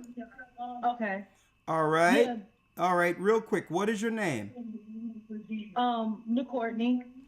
Hold on. You can go to one of you guys' church. We're trying to relocate. Do me a favor. Cut off, mute the YouTube real quick for me. We don't have a church. Okay, I can really connect you with the DMV. Hey, sister, can you mute? Okay. Can Yeah, you mute the YouTube? Thank you. Okay. Hold on. Your timing is impeccable. You scheduled that right. Yeah. So you knew we was going to commercial. You said, "Let me call real quick," right? Because I said, I just wanted to make sure I got a chance to speak with someone. So as soon as you guys went to commercial, I just went ahead and called. Your timing is impeccable, sister. And I'm going to tell you right now, sister, there's no better time. There's no better time than the time we're living in right now for you to be reaching out. Yes. Right? Today, like even yesterday, I woke up early in the morning and I'm tilling the ground. I'm getting the ground ready. I got my seeds ready. We're going to do some planting. I mean, sister, the Most High blessed us with a place where we can have animals and all these things. So it's time. And above all, it's to get with like-minded people in the spirit of the Almighty who can pray together, because we're going to need prayer through this. Right? Yes. Okay. Those children should be asleep. What time it is? They should be asleep. They won't go to It's 9 o'clock. 9 o'clock. You got your babies operating like that? Well, no, look, their bedtime is at 7. Where they father at? I didn't hear you. Where the dad at? Dad's at work. Hey, let me tell you, when I was growing up, I'm gonna tell you, my father go next to this belt where that belt buckle was. Tight. It's time to tighten something up around here. They normally do good. They normally sleep at 8:30. So I don't know why they're up tonight. Hey, listen, sister, they showing out because dad ain't there. You're gonna have to, you have to do something. You know what I mean? This time of night. But anyway, let me get your name. Nick Courtney. Okay, Nick Courtney. Hold on.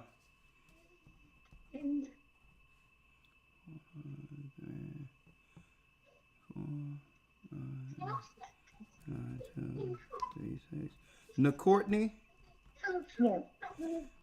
I'm gonna tell you, your timing was. I mean, you did this thing right between commercials. I have to respect that. So, I said a prayer about it before I called. look at that. And I don't usually listen. I don't usually pick up until we're actually past the broadcast with the meat of what we need to bring forth. But it was the Spirit of the Almighty. So I'm gonna give this phone number to the DMV, and I'm gonna have somebody reach out to you, so you and your husband and children can connect with the body. Welcome to the body of Christ. Thank you. Okay? Shalom.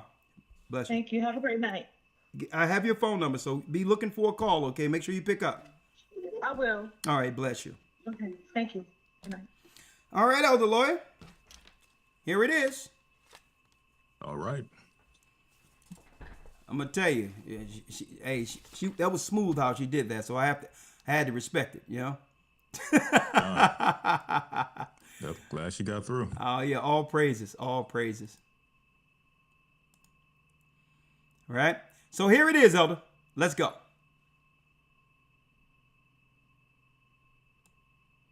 The diary of a CEO. We're not weakening Iran. So there's some few parts I want to get to, right?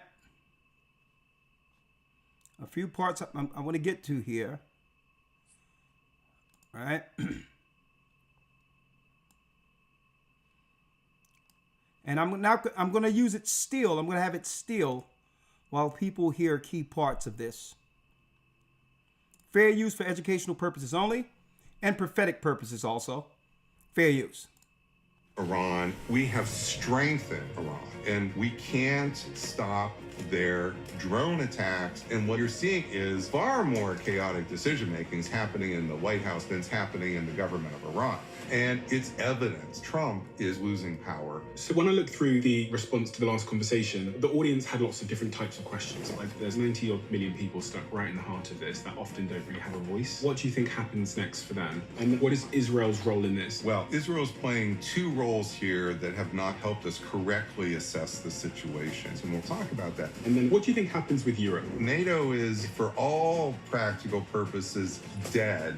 And what happens next? So for 21 years, I laid out what a hypothetical bombing campaign of Iran would look like. And when I was here last time...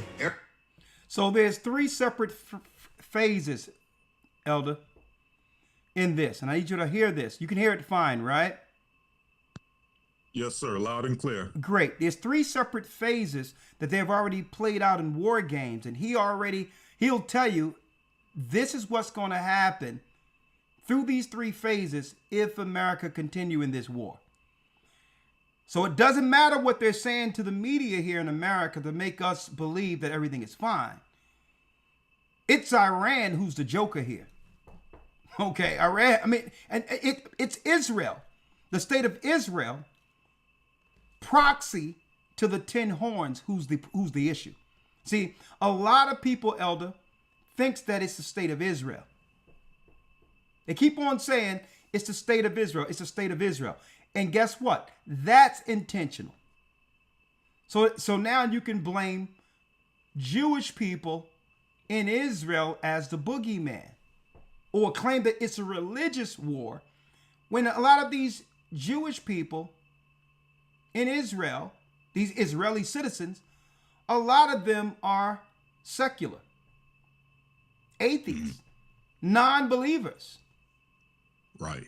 So now we have to stop looking at the boogeyman they're putting before us, right? Because right now the boogeyman is, and of course I can understand, so the synagogue of Satan, but there's another layer to this, as Esau as the cunning hunter. Who put the Eastern Europeans there? Who put them on boats in 1948? And a lot of these people on boats, they weren't religious Jews who went there to become citizens in Israel. That's documented. They were there to help build the colony. Right? Right? So, the Balfour Declaration, which was drafted by Lord Balfour, Great Britain, which gave that a place in the Middle East to white people who would have what? A land of their own, if they should stake claim as Jewish. Right? So it started from the 10 horns. It started from what? Rome. Great Britain is what?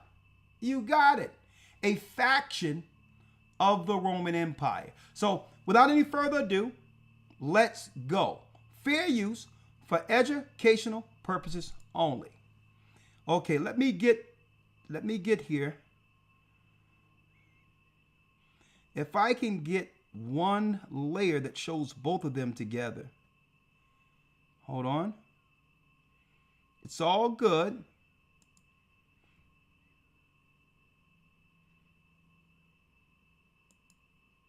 Yeah, this is good. Fair use, educational purposes only. Okay? I have to keep it still shot, brothers and sisters, for the sake of YouTube guidelines. Okay?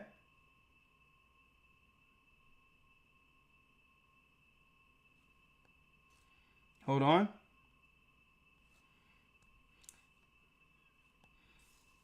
Right? Let's start here at the 15-minute mark. Fair use for educational purposes only. So there's 3 separate levels to this war and how this war will affect America. Fair use. Now we're back to... Hold on. Right here.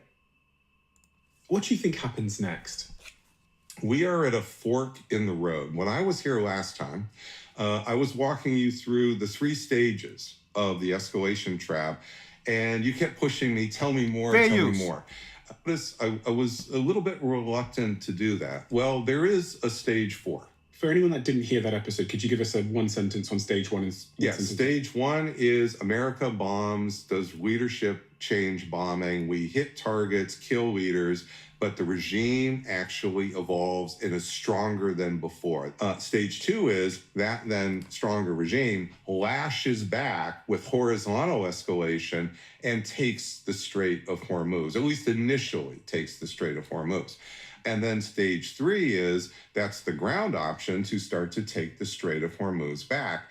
And that's exactly what you saw play out in the first several weeks of the war. Stage 3 was about the Marines. The Marines hadn't even moved yet. And I'm telling you, the Marines are likely going to move. There's going to be movement to ground options in stage 3 here very rapidly in this war. At that point in time, when we had our first discussion, you wanted to push for the future. And I said, no, we need to wait. And the reason, Stephen, is because what you're not seeing with me is throwing random darts at the future. I'm doing risk assessment out about as far as you can have stable predictions. And in war, that usually means 2, 3, 4 weeks. It doesn't mean we can say where we'll be a year from now. Here, though, now that we're in 40 days, we're at a different point. We've clearly passed stage 1. We're past stage 2, where they control the Strait of Hormuz. We've bellied up to stage 3, the ground operations. Now we're at a branch, a fork in the road. There's no way to go back to February 27, which is the pre-war period that many people would love to go back to. I, too, would like to go back to February 27. That's not the future. What happens at this point on in the modeling is a branch. Either we go through with the ground war, or Iran becomes an emerging, not right away, 4th center of world power. That is the branch that we face now. This branch is becoming more evident hour by hour. Explain that to me. So everybody now knows that Iran is controlling the Strait of Hormuz and controlling shipping, that selective blockade. I'm taking it a step further. That's not just about insurance rates of shipping. That's generating political power for Iran to get other states to kowtow to it, to accept its objectives. What are those objectives? So let's talk about how this affects, say, Asia. So I'm going to get into global, and then we'll come back to the Gulf itself. So the shipping that goes through the Strait of Hormuz, 80 to 90% of it is going right to Asia. The power that comes with that is with, say, India. India is not siding with the United States. India is at best neutral and maybe even a little bit more edging toward Iran. Well, before this, you could imagine that the United States and India would be much more cooperative here. That's not what's occurring. And why is that? It's because that oil that's going into Asia for India, this isn't just about the price of oil. This is about the supply of oil. When you lose literally all the supply, that is a greater cost than simply having to pay more for it. So India is in a much more difficult situation than Europe and the United States right now. Now look at Japan. Notice in the Oval Office, President Trump brought in the leader of the head of state of Japan and basically browbeat her. And she still wouldn't budge. She still would not kowtow to Trump here and actually provide military support. What did she do? She's distancing herself from the United States. Fair use. So now Japan is distancing from the United States. Look at all these countries. They're not telling you this in America, folks, who are now distancing themselves from the United States. Right? Fair use, fair use, fair use.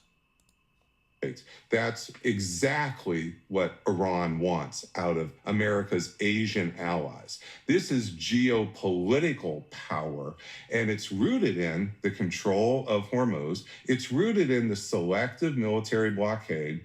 That selective military blockade produces vulnerability to India, vulnerability to Japan. And that is what we call it the leverage, but the leverage is not enough of a full description. This is reorienting America's allies in Asia. Now, let's talk about what's happening in the Persian Gulf itself. Before the war, February 27, there was essentially a balance in the Persian Gulf where you had Iran on one side and you had this growing collection of Gulf states that were part of an emerging web. They're cooperating with Israel more and more on different issues. President Trump is bringing in his AI billionaires to sort of grease this cooperation so that there's some material benefits. Well, that was effectively a counterbalancing coalition to Iran. Now, what's happened after 40 days is this is breaking down fast. America has military bases in Qatar, has military bases in Bahrain, has military bases in Kuwait. I'm just picking a few, and military base, of course, in Saudi Arabia. These military bases, they are producing little leverage here against Iran. In fact, our aircraft carriers are not anywhere near the Persian Gulf. They're 1,000 miles away. These bases are big fat targets. They are above ground. Iran's precision drones can hit things above ground, and they're doing it on those bases. That was their immediate retaliation. What's happening, number one, is the anchor, the military anchor of this coalition started to disappear within hours of the bombing on February 28th. What do you mean by the military anchor? In order to have this coalition work, which is like Saudi Arabia, Qatar, the UAE, Kuwait, somebody has to be the guarantor of protection. It's like the mob boss who protects everybody else. That is the United States. And that is what our military bases were supposed to do. They become the military anchor that allows then for there to become political counterbalancing against Iran. That was the Kushner idea in the first Trump administration. And it seemed to work. And it seemed to bring some of these states together who wouldn't necessarily think you would cooperate with Israel. Well, this war is torpedoing this whole idea. President Trump is not even willing to do much to actually defend our own bases, much less Saudi Arabia, much less UAE. What he's telling them is, you go out there and start defending yourself. Well, that's not a guarantor of security. The next thing that's happening is these states, which were operating more in concert, are starting to break down and operate in three pools. You have Iraq, which is now complaining more and more about a U.S. military presence there. They're distancing themselves from American military presence. And remember, we installed that government in 2003. So they're not siding with us, they're distancing themselves from us. Then you have Qatar and you have Oman. What Iran's doing is saying, we should share some of these tolls with. I'd like to thank you all for your support. May the Most High bless your homes. Fair use. Now listen to this. We're going to a few spaces here. We're going to jump around a little bit. We're going to 45 minutes in. Listen to this. Going to jump around a little bit. 45 minutes in. 1 second. When you get a chance, brothers and sisters, on your own time, check out Diary of the CEO and hear it in its entirety. But I'm going to pull out some key parts in this that's prophetic. Okay? For the sake of this lesson, we're going to save some time. Thank you, Maria Ayala. Thank you, Joseph. And thank you all for your support. I really appreciate you. Praise the Most High. Thank you. Right here. 45 in. Right there. Yes. On that point, one of the questions and one of the points raised by the audience last time I had the conversation was really, we didn't spend enough time talking about the 90 plus million people that live in Iran that are often, many of them, caught amongst all of this absolute chaos. And I was looking at a bunch of messages from people that are living in Iran. I'll read some of them from ordinary citizens. I'm not great at math, but where will the money, the resources, and the experts come from to build a country that ordinary people spent decades trying to build? This is a different person. From the beginning of the war until today, we have been bombarded. Not only are we not one step closer to freedom, from what I can see, we are miles away from it. From another person in Iran, a whole civilization will die tonight, never to be brought back again. This has deeply terrified me. It raises really the question. A lot of this discourse doesn't speak much to 90 plus million people that are living there and that are having to exist under this terror. And the best way that I could conceptualize it is I imagined if I'd woken up one day and Vladimir Putin or some other leader around the world had said that they were potentially going to end the civilization that I live in, the country that I live in, tonight, how would I be feeling? And if I was hearing bombs go off all the time, how would I be feeling? And if things were escalating when me and my family lived, how would I be feeling? And it is chilling to think about. It is truly chilling. It's chilling because this is now moving the needle inside of Iran to make the ordinary person on the street, even the pro-democracy movement, willing to tolerate Iran killing Americans because we're killing them. And we're saying we're going to do it even worse. And we're even beyond that. We're saying at the whim of a president who wakes up thinking maybe this will help save his presidency, he is willing to kill the entire civilization of a country because he thinks maybe this is going to be his golden off-ramp to get out of this problem for himself personally. And by the way, we in our country, when Al-Qaeda attacked us on 9/11, there was tremendous fear. There would be more attacks by Al-Qaeda in the weeks afterwards. There was just much fear. And I've done the studies of the American public opinion on this.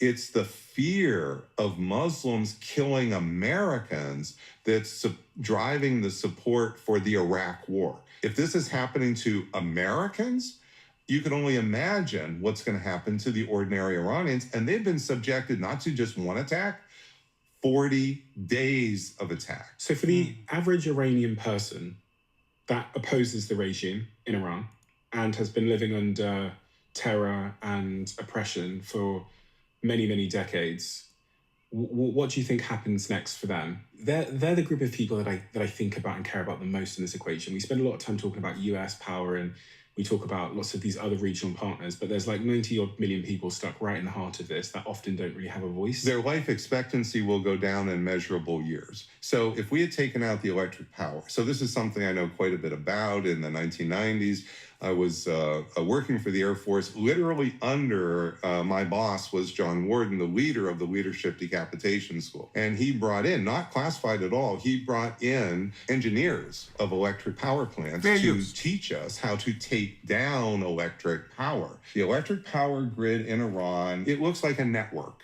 And that network has big nodes. That's what President Trump said. He's going to take off the big power plants that produce in the 10s, 20, 30 megawatts range. And there are probably about 130 nodes altogether. But if you just take out the top 10, you're probably going to take down the entire network because the top 10 nodes are distributed in the right places to support different electric power in different regions of the country.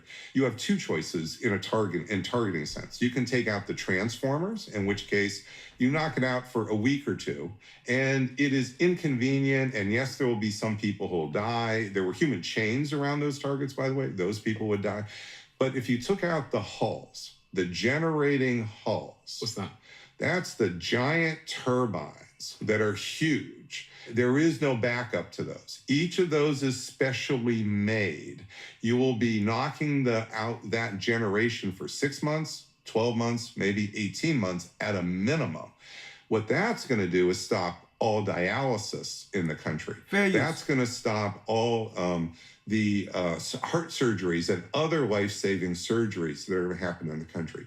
It's going to take out all the food refrigeration in the country. So, you know, when power goes out in your house and goes out for 10 minutes or an hour, it's not so bad. You don't really notice it. But when it goes out for 2 days or 3 days or a week, all the food in your refrigerator spoils and you can't eat it fast enough. You can't give it away fast enough because it's happening to everybody on your block. Well, that's what would happen across the country. So there's going to be an enormous amount of spoilage of food, and that refrigeration then is not going to be available to come back. And so you're going to have enormous hunger problems here. So people that were already malnourished, they are going to be susceptible to more disease. So you will end up lowering the life expectancy in a measurable way of that population. This company that I've just invested in. Right? I need y'all to check this out now. Let me see. That's right. A little bit more. 53 minutes, and then one other article I want to show before opening things up. And we're going straight to the 10 horns. Right? 53 minutes.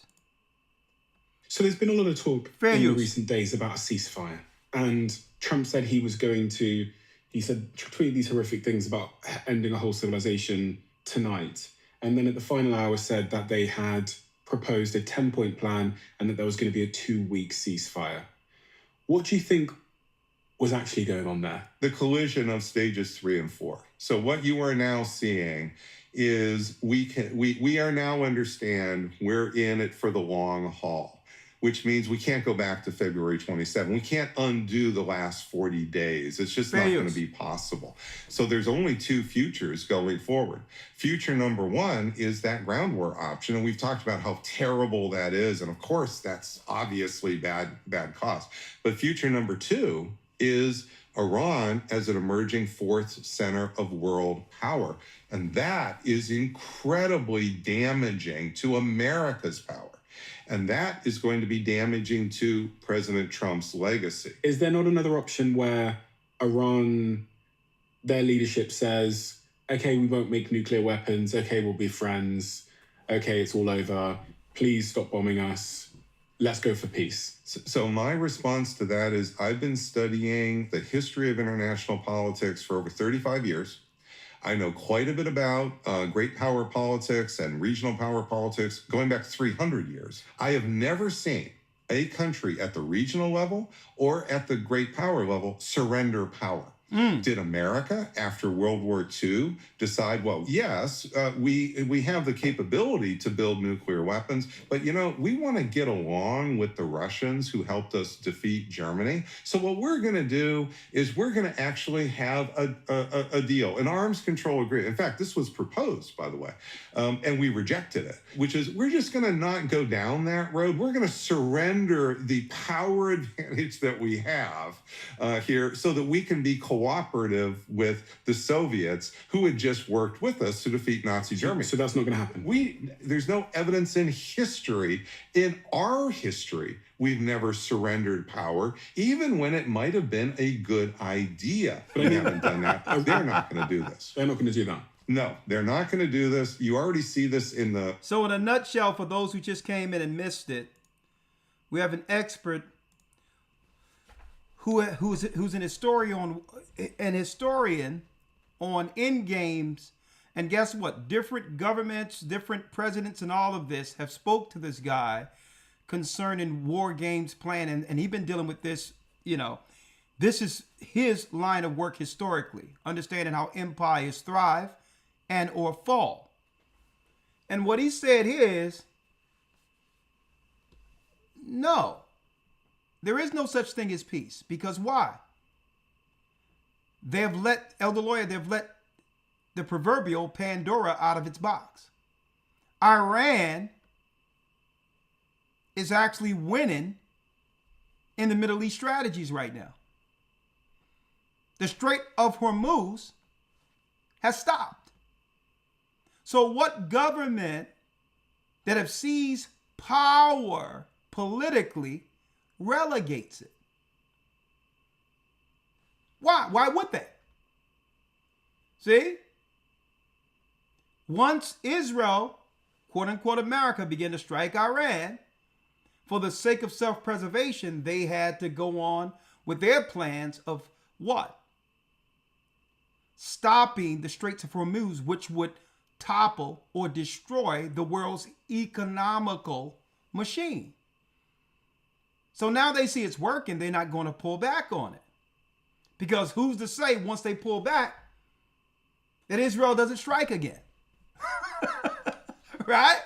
So while they got a stranglehold on something, they holding that because that's, as far as they're concerned, that's really the only play they have for survival. Right? Now think about what that means for us with this stranglehold on the Strait of Hormuz. Now, brothers and sisters, Iran never did anything like this. Even when America slapped sanctions on it, embargoes, and wouldn't allow them to trade with the international body and all of that. Iran never threatened the Strait of Hormuz or the world's economy. But now it has begun. Right? So this is what this guy is saying. So the other guy's asking, well, okay, we both did a little strike or whatever the case is. Is there a place of peace where we can amicably go back to living normal? He says, no. This thing have gone too far. Now, here it is. America in of itself, because of this media, the people living in America don't understand how grave this is yet.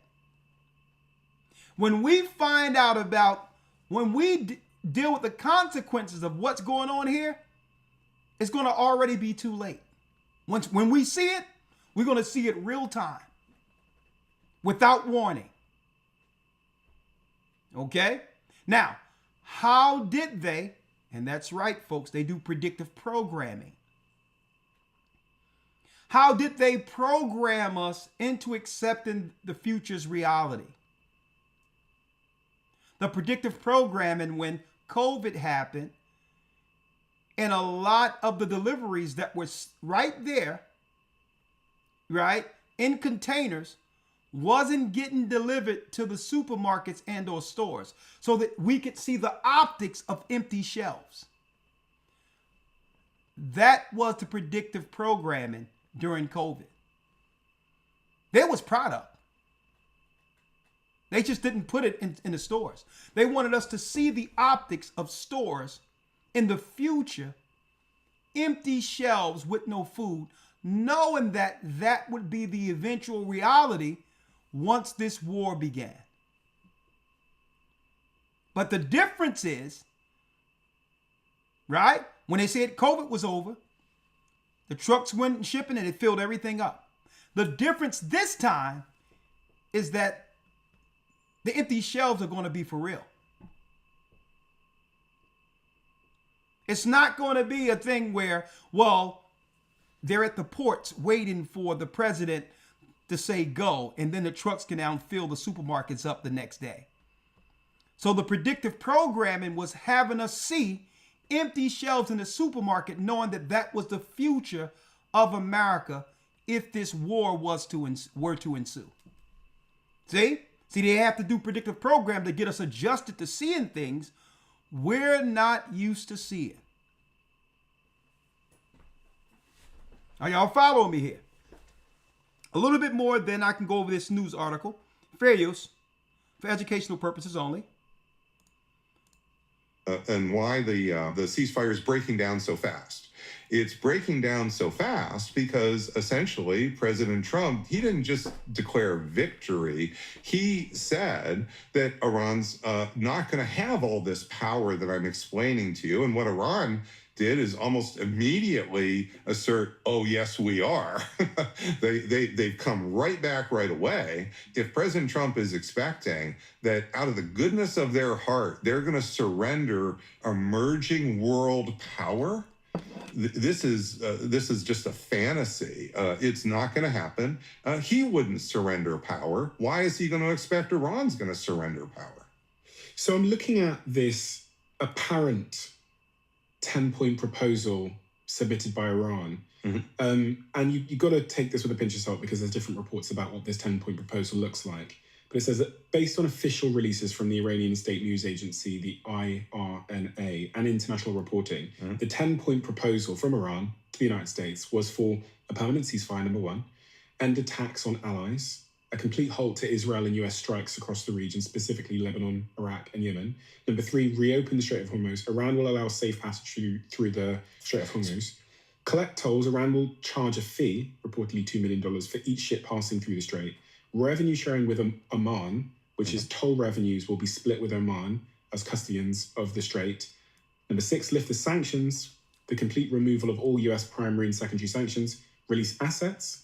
Number seven, the immediate return of all frozen Iranian funds held abroad. Number eight, the right to enrich uranium, US acceptance of Iran's right to domestic uranium enrichment, while Iran commits to not seeking nuclear weapons. Number nine, war reparations, full compensation paid to Iran for reconstruction costs from the bombing. And lastly, number 10, the termination of all UN resolutions against the regime and a new binding UN Security Council resolution to enforce this deal. Now, listen, I don't know a lot about what I'm talking about, so that's the disclaimer. However, it sounds like a good deal for Iran in many respects. On every single point. And it also validates Iran as an emerging world power. So all of those points in the details, if you think of them as a flow diagram, all 10 of them are adding up to validation of Iran as top in the hierarchy in the Persian Gulf. So why is it so important to be the number one strongest state in the world? Fair use. It's because in the last 300 years, whether it was Britain, the United States, or whether it's China in the future, the number one state typically dictates the rules of how the world systems operate. Well, what you're seeing with Iran is they want to dictate the rules in the Persian Gulf, and that's what that is.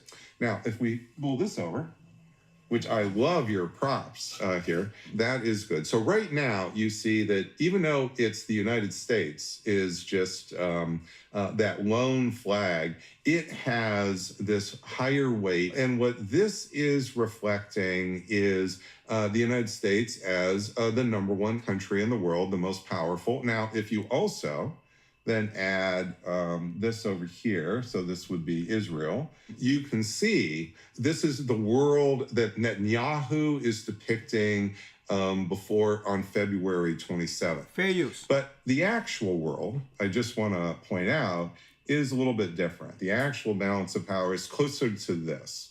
It's closer to the United States, and then we have China, and we have Russia. There are three centers of world power, and in 1990, it used to be, by the way, just the United States and the Soviet Union. Then Russia, the Soviet Union collapses. This is when the United States is the sole superpower, the unipolar moment. It immediately shifts like this from 1989 to 1992. Dramatic shift. However, along the way, in the last 30 years, you see this changing. And what's changing? Russia actually still is weak. It's still about 2% of the world's GDP. That's not really what's changing. What's really changing is China is now much more powerful. It's still not as powerful as the United States, but notice that we were here in 1990, and now the balance is starting to be to come like this. Well, if we start to add Iran as a center of world power, now we're starting to change this in a much different way. Now, these three powers are starting together in concert to become more powerful than the United States, especially with respect to energy. And energy matters so much because it's an underlying component for our economic growth, that GDP. The way we measure great power, Stephen, for decades and decades, we've used static indicators, GDP, how big is your military, how many nuclear weapons you have.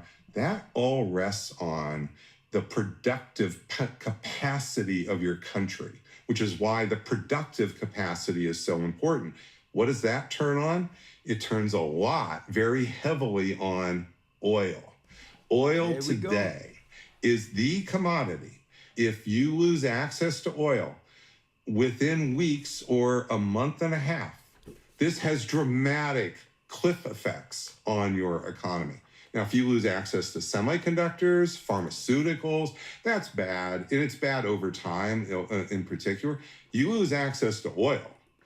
This is a cliff that we go off over 6 weeks, 8 weeks, because there's not enough storage capacity of anybody in the world to make up for 20%, 30% loss of world oil. So on this point of oil, the US don't get their oil from the Strait of Hormuz. We don't, but it's a global market, and a lot of the price of oil that we're going to pay is going to be determined by the global price of oil, because oil is a fungible commodity. It's like water that runs through the whole system. When there's a shortage, it drives the price of all of us up. Okay, so I've got a graph here showing the price of oil, and you can see, I'll throw it up on the screen. You can see it's been climbing ever since the 27th of February. So this will impact Americans at the pump as well. Oh my gosh, and you see it in the pump already. Where I am in Chicago, I was paying something like $3.10 a gallon.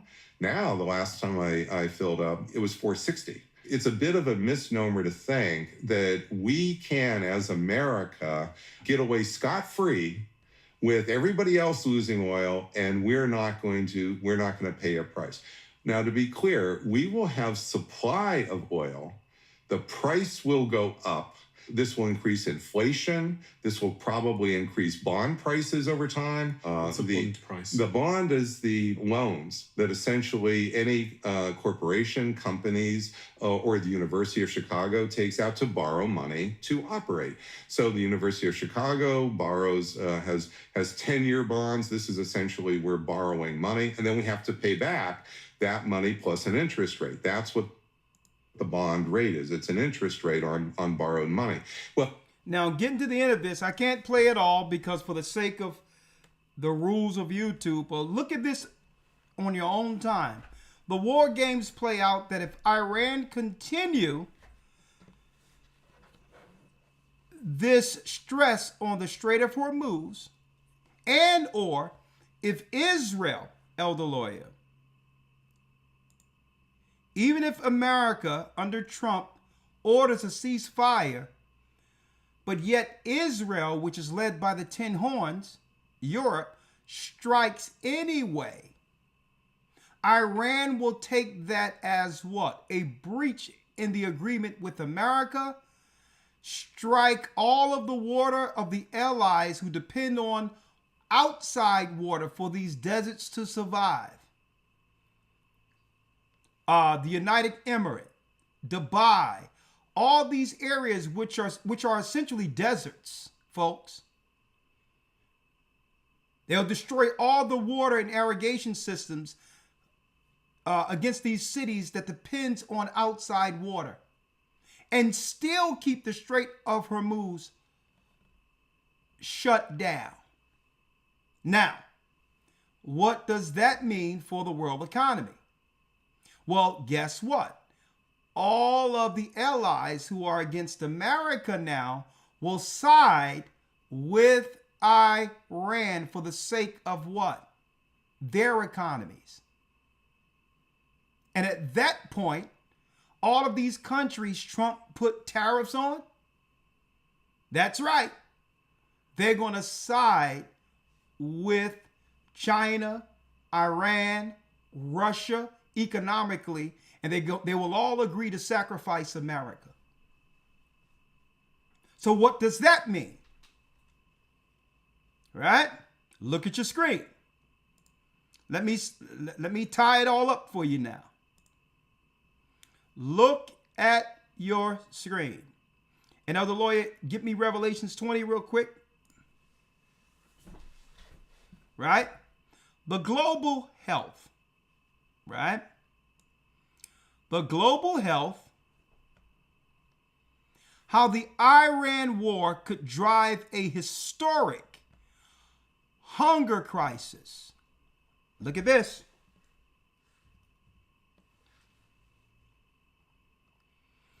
How the Iran war could drive an historic hunger crisis. Acute hunger threatens 45 million of the conflict. 45 million if the conflict extends into June. Folks, it's what, mid-April right now? If this extends into June, now when you look at the Diary of a CEO, folks, they already said that even if they slow this thing down, you would say media-wise, because America has troops already at the Strait of Hormuz, it has already turned into what? A ground war without telling the population.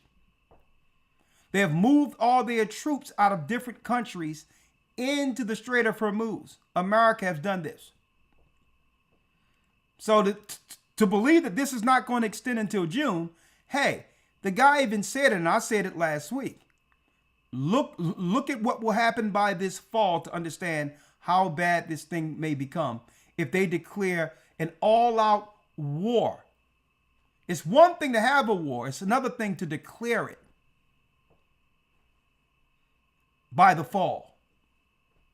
Keep your eyes and ears on this, because this is how this is going to affect all of us. Okay? Acute hunger threatens 45 million. If the conflict extends into June, a roadmap from the Ukraine war could contain the humanitarian fallout. Listen to this. Since the end of February, the world has been reminded how much the Strait of Hormuz underpins the global economy.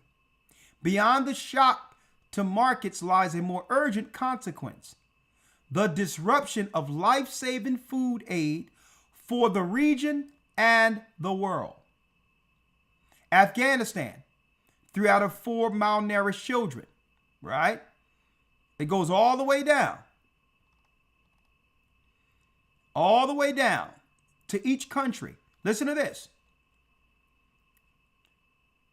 Saudi Arabia, Jordan, Syria, Turkey. These are the places that will be immediately impacted immediately. Turkey, Georgia, Azerbaijan, Caspian Sea, Turkmenistan, right? The disastrous situation threatens to worsen as oil and fertilizer prices surge and as farmers in the northern hemisphere start to plant crops. All right? Like I told you, we've been digging ground and all that. We're starting our own everywhere, planting of our own food, but I digress on that. Because of 1/3 global seaborne trade in fertilizers. Fertilizers are going to be up hands over fist, folks. Passes through or now is halted in the Strait of Hormuz. The timing of these shocks ensures that the effects will reverberate for months to come, even if the war ended tomorrow. So we still haven't felt the effects of the war, that started where? When they started this in the new year, like February 28th. We still haven't felt the shockwaves of that yet. If it stopped tomorrow, we would still have shortages. Costs would remain elevated because the price spike takes months to unwind, which means our oil prices aren't going to go down even if the war stopped.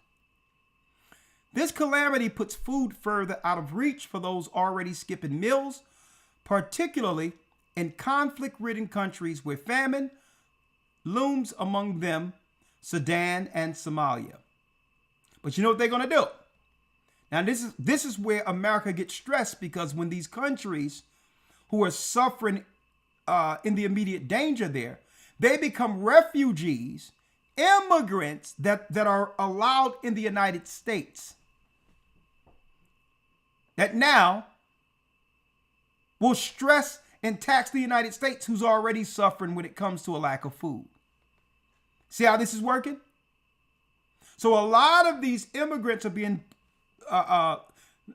displaced or moved around under refugee status based on the war.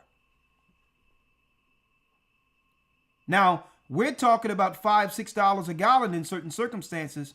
In California, I think they're higher than that here in the United States. Well, what happened when you move all these refugees in the United States at the same time with fewer crops this year? Right? The WFP projects that if the war persists through the end of June, listen to this, and if oil prices remain over $100 a barrel, 45 million additional people will face acute hunger. The consequences will be felt most in the regions that rely heavily on food and fuel imports, that's America, many of which already suffer from conflict and drought.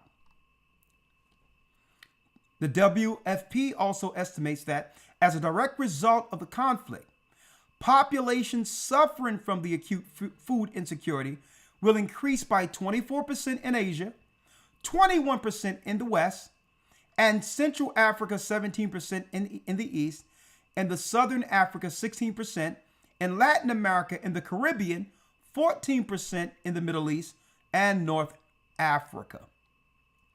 Although the sprawling crisis has a few modern precedents, one loose parallel is clear. The fallout of Russia's full-scale invasion of Ukraine in 2022, back then the world rallied to contain its humanitarian consequences. The question is whether it can happen again. There's a Ukraine playbook on how to survive this, right? Now it tells us that what? Today's crisis begins its deficit. The humanitarian momentum of on display in the early months of war in the Ukraine largely collapsed in 3 years to follow, culminating in Trump's administrative destruction of the U.S. Agency for International Development, that's USAID, much of its budget, despite health and conflict relief demands reaching near all-time highs. The United States obligated $4 billion to humanitarian causes in 2025, less than a quarter of what is provided for 2022, right? Now, when you go all the way down into this, brothers and sisters, right?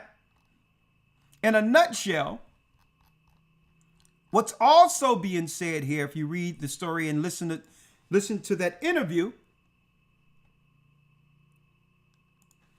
is that, Elder Lawyer, all the money that went into the Ukraine war, the humanitarian thing for Ukraine, guess what? That emptied the treasury in the United States. That would be what? That would be a relief valve for Americans if something happened here. They depleted the treasury. When it comes to humanitarian aid or finances for Americans. Right? So they put all this money, billions into Ukraine, billions into Ukraine. And there's no relief for those citizens that are here if the crisis or war comes here. For those who missed it earlier, I was stating the strategic way that the 10 horns would have to destroy America, because why? America is an armed nation. Okay? So you can't physically beat America. You have a standing army of over 200, 300 million people who's armed. So if you want to know how they're planning on doing it, they're doing it indirectly with the war in Iran. Strangling the Strait of Hormuz, which will what? Fertilizer, oil, all the things that America depends on to thrive. That's right, folks, is getting depleted through this war. So now it's a financial crunch on America first, indirectly, without telling the people in America or in the West that we're the target. See? Indirectly, you're looking over there, but the domino effect is everything that we need to survive, to eat, or whatever the case is, has gone up exponentially because of what's over there. If Trump decides, well, listen, this is too much, okay? I mean, my reputation is in the trash right now. They took a poll, and all of America is against Trump right now, and even the Christian right. He's tanking. So he may think, well, hold up. Let's stop the war. I'm willing to do peace. And the 10 horns with Israel is going to say, no, we're going to strike Iran again. And now Iran will double down against America and strangle America that way. Think about it. America has military. America has bullets. America has guns. That's right. So they can defend themselves. But in the event of a famine, what's more important? Huh? What's more important? A storage filled with ammunition? Bullets? Rounds? Or grain? Think about that. You can't eat the bullets. So this is the plan we read about in the book of Revelation. In the book of Revelations, the EU, Europe have already begun to distance themselves against America, knowing that they have pulled the plug already. Okay? And guess what? It's a necessity. It must happen according to prophecy. Because eventually the place that enslaved God's people must be judged. That's just the way it is. An empire gone forever, as was prophesied out of the word of God. But the tough part about this, brothers and sisters, is that we must live through it. We must live through it. And those with the true faith of the Almighty and believe in Christ will make it through this. I have no doubt in my mind, brothers and sisters. No doubt in my mind. The book of Revelation, what was shown to John on the Isle of Patmos, folks, sent to John on the Isle of Patmos, was sent to the 7 churches. So those in the ministry understood these times and how to get through the times we're living in right now. We have to be led through the Holy Spirit, guided by the Almighty through it. He said it would happen, and I'm seeing how the Most High is actually producing what he said he would produce so that we could survive through this. I'm seeing it as clear as day. As clear as day, I see it. For those who believe. But it's going to happen. All right? Trump is going to get up there on the microphone. He's going to say, well, listen, I came up with an agreement. Iran and us, we agreed. Everything is fine. You know, we're going to open up the Strait of Hormuz. That's what they're going to tell America. And then the next few days, you're going to hear about Israel striking again. So Iran is like, I'll tell you what. You're going to have to agree with everything we put on the table that determines peace, including no more aid to Israel militarily against us. These are the Iranians' demands. The Iranians is in their demands and to say, listen, we'll open up the Strait of Hormuz. Stop funding Israel. Now, you know Israel, the Middle East isn't going for that. I mean, the Israeli state isn't going for that. So Iran is like, nah, we have to assure that if we make an agreement with America, that Israel don't have the what? The financial capacity and the military capacity to renege on the deal. That's what Iran has put out there. Thank you, Yashara. I really appreciate it. All praises be to the Most High. Thank you.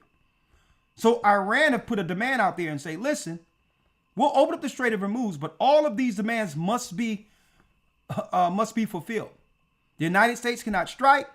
We must be full reparations to restore our land and all the war-torn areas. On top of that, no more financial aid militarily to Israel, and then we'll open up the Strait of Hormuz. Now, how many of you people out there think that Israel is going to go for that, the state of Israel?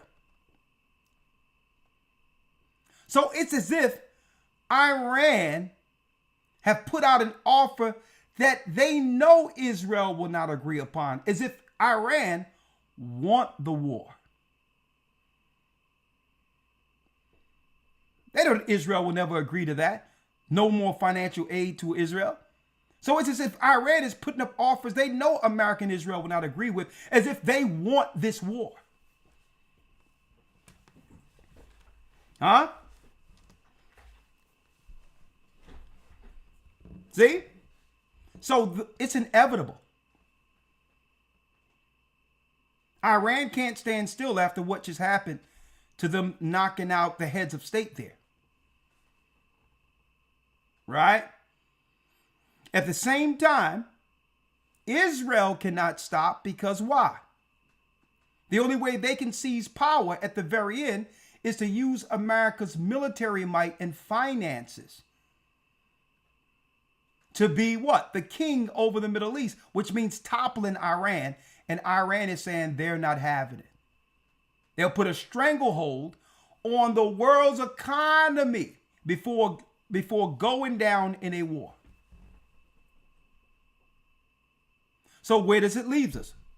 Elder Lawyer, you have it? Yes, sir. Let's go to Revelation 20. This is where this leads us. And guess what, folks?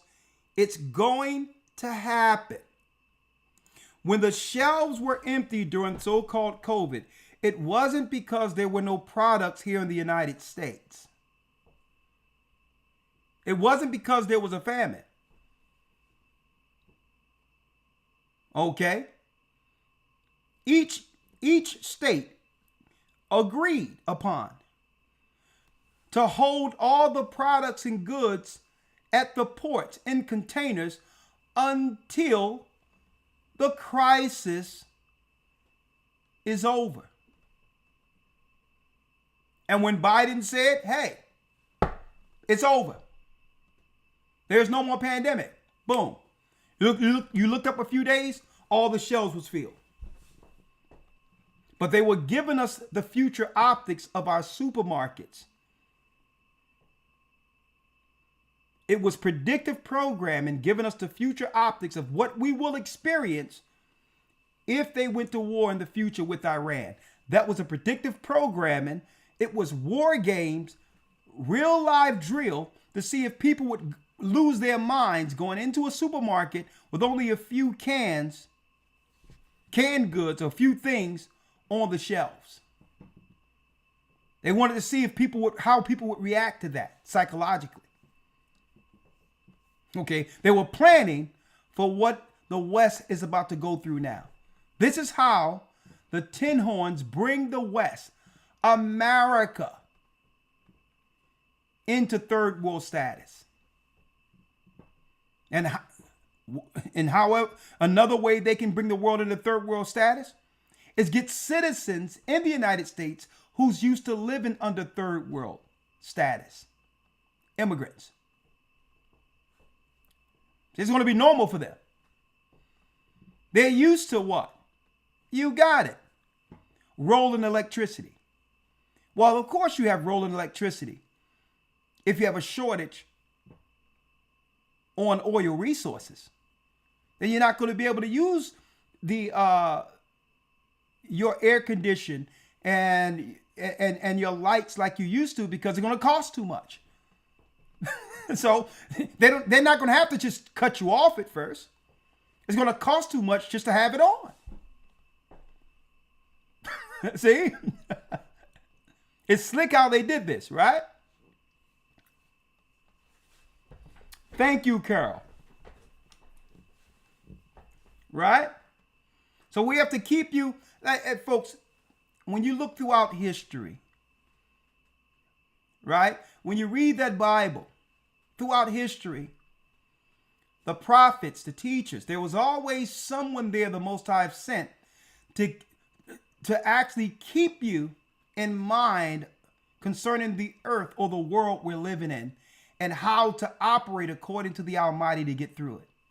Back then it was prophets. It was called prophets, teachers, whatever you want to call it. The Most High have always done this throughout time. And here we are.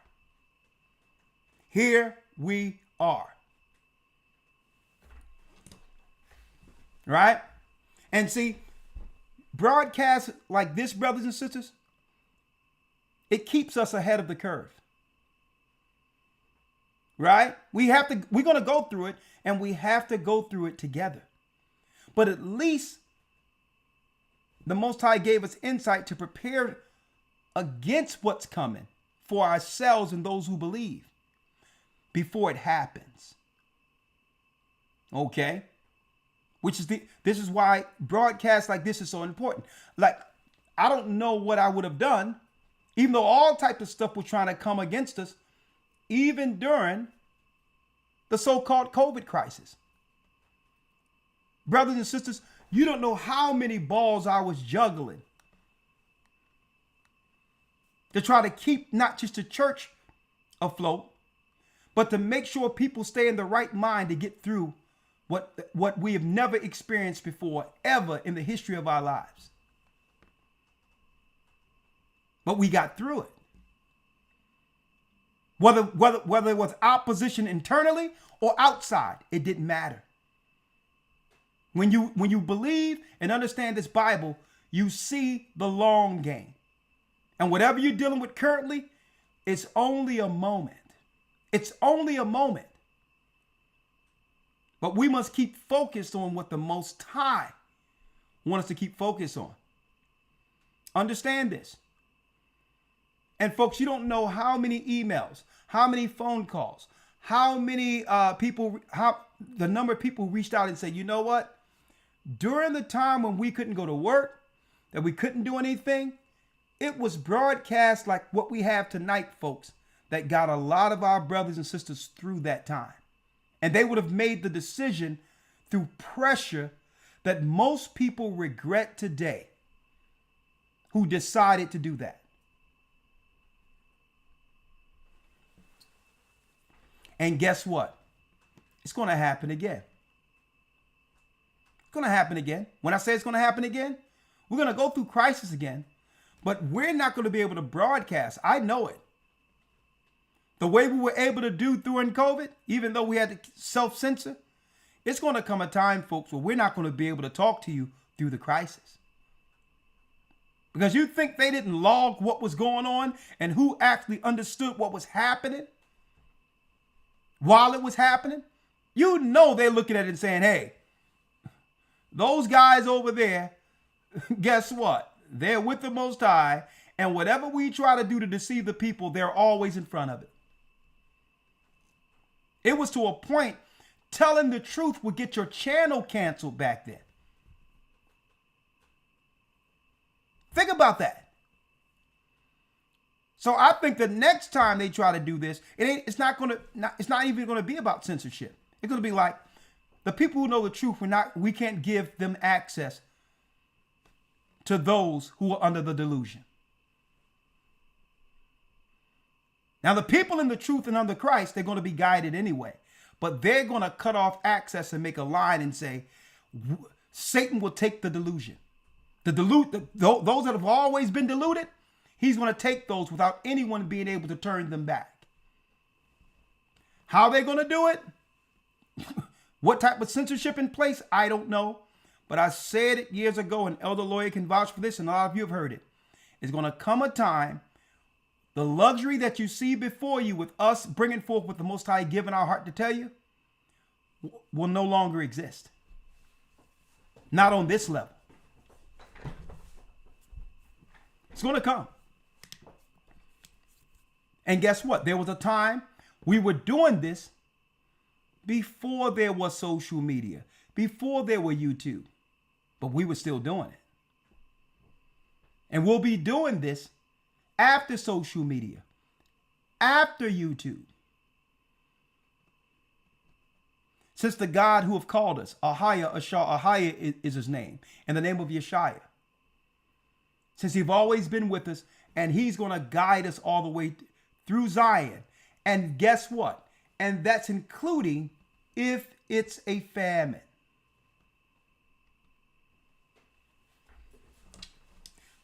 Better yet, not if there's a famine, when the famine comes. Because it's coming. Elder Lloyd, you ready? Yes, sir. Let's go. Let's go to Revelation. Right. And we go in Revelation 17. Yes, sir. Revelation 17, verse 1. And there came one of the seven angels which had the seven vials, and talked with me, saying unto me, Come hither, I will show unto thee the judgment of the great whore that sitteth upon many waters, with whom the kings of the earth have committed fornication, and the inhabitants of the earth have been made drunk with the wine of her fornication. So he carried me away in the spirit into the wilderness, and I saw a woman sit upon a scarlet-colored beast, full of names of blasphemy, having 7 heads and 10 horns. 7 heads and 10 horns. The 7 heads represents the 7 mountains of Rome. The 10 horns are all the 10 countries that come out of the 7 horns, or Rome, the what you would call alliances of states, which are countries like Great Britain, France, Spain, Netherlands. The original 10 horns. Okay? Russia is a part of that, but they were part of the Eastern European side of it. 10 European states. And the woman was what? And the woman was arrayed in purple and scarlet color, and decked with gold and precious stones and pearls, having a golden cup in her hand full of abominations and filthiness of her fornication. It says right here, precious stones and pearls having golden, and look who wears the purple and scarlet. The cardinals and bishops of the Catholic Church. But really, it's an abomination. What's the abomination? It's their religion, which is Canaanite. It's a Canaanite religion, which all types of evil and fornication, child stuff, and all of that is a part of the Canaanite religion, the Babylonian religion. 5. And upon her forehead was a name written, Mystery Babylon the Great, the mother of harlots and abominations of the earth. The abominations of the earth. Folks, this is talking about who? Rome, the 10 horns. America came out of Rome. Out of 3 of the 10 horns: France, Spain, and Great Britain. Israel today was made, the Israel state, Israel today, that colony, that Edomite colony, it was made from the Balfour Agreement by Lord Balfour of Great Britain. Right? So here it is, even the colony Israel today is a tentacle of Rome or the 10 horns. Don't let the Jewish religion fool you. Not everybody in Israel are a part of Judaism. Okay? At that wall, you have many religions there, including Christians. So they then deluded us into believing that that state of Israel was a restoration of God's people when it's only another colony out of the 10 horns. That's all it is. And it says, harlots and abominations of the earth. It's speaking of Rome. 6. And I saw the woman drunken with the blood of the saints and with the blood of the martyrs of Yeshua.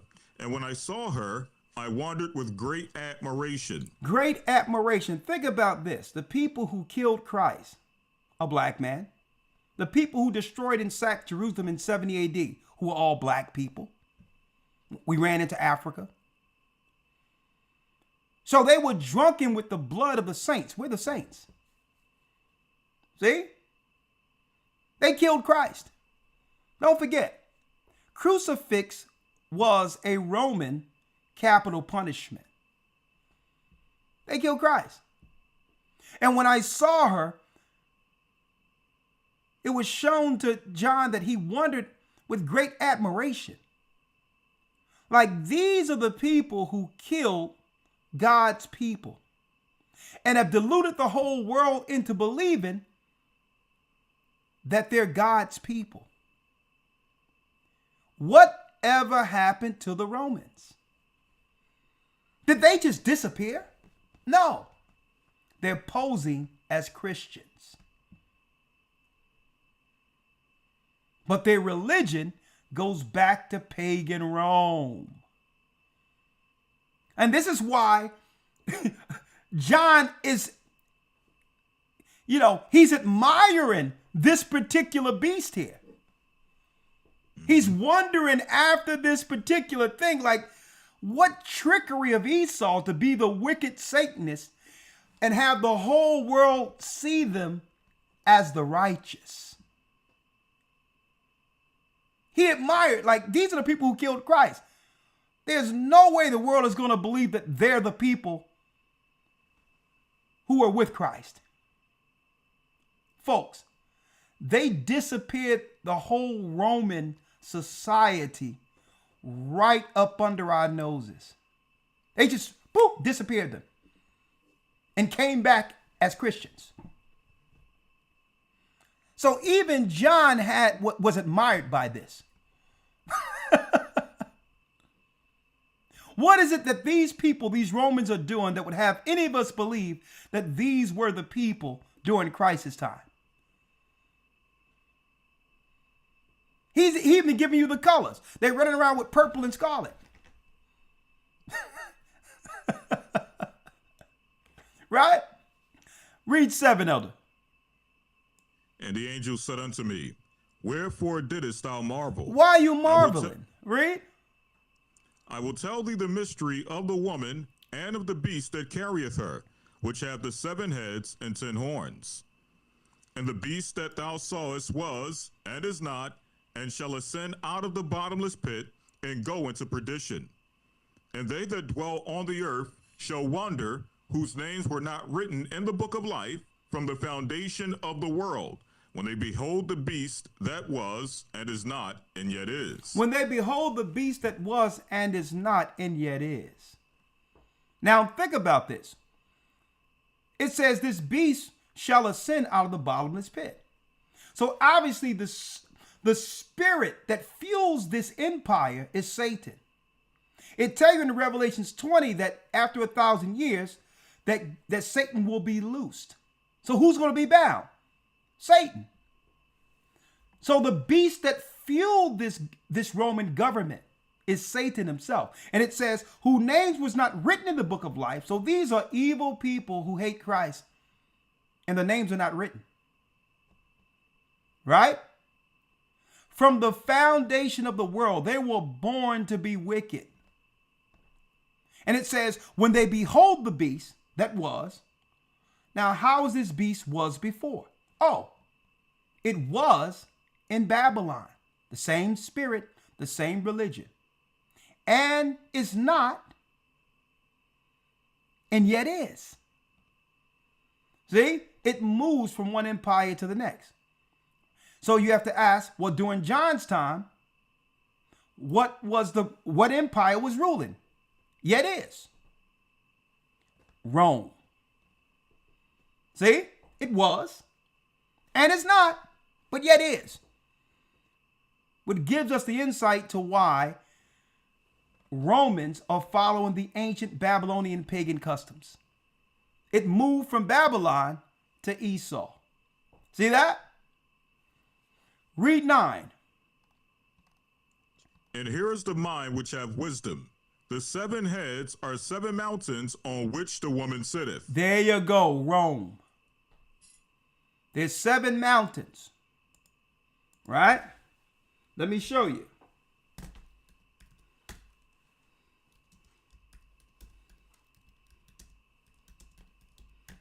Seven mountains of Rome.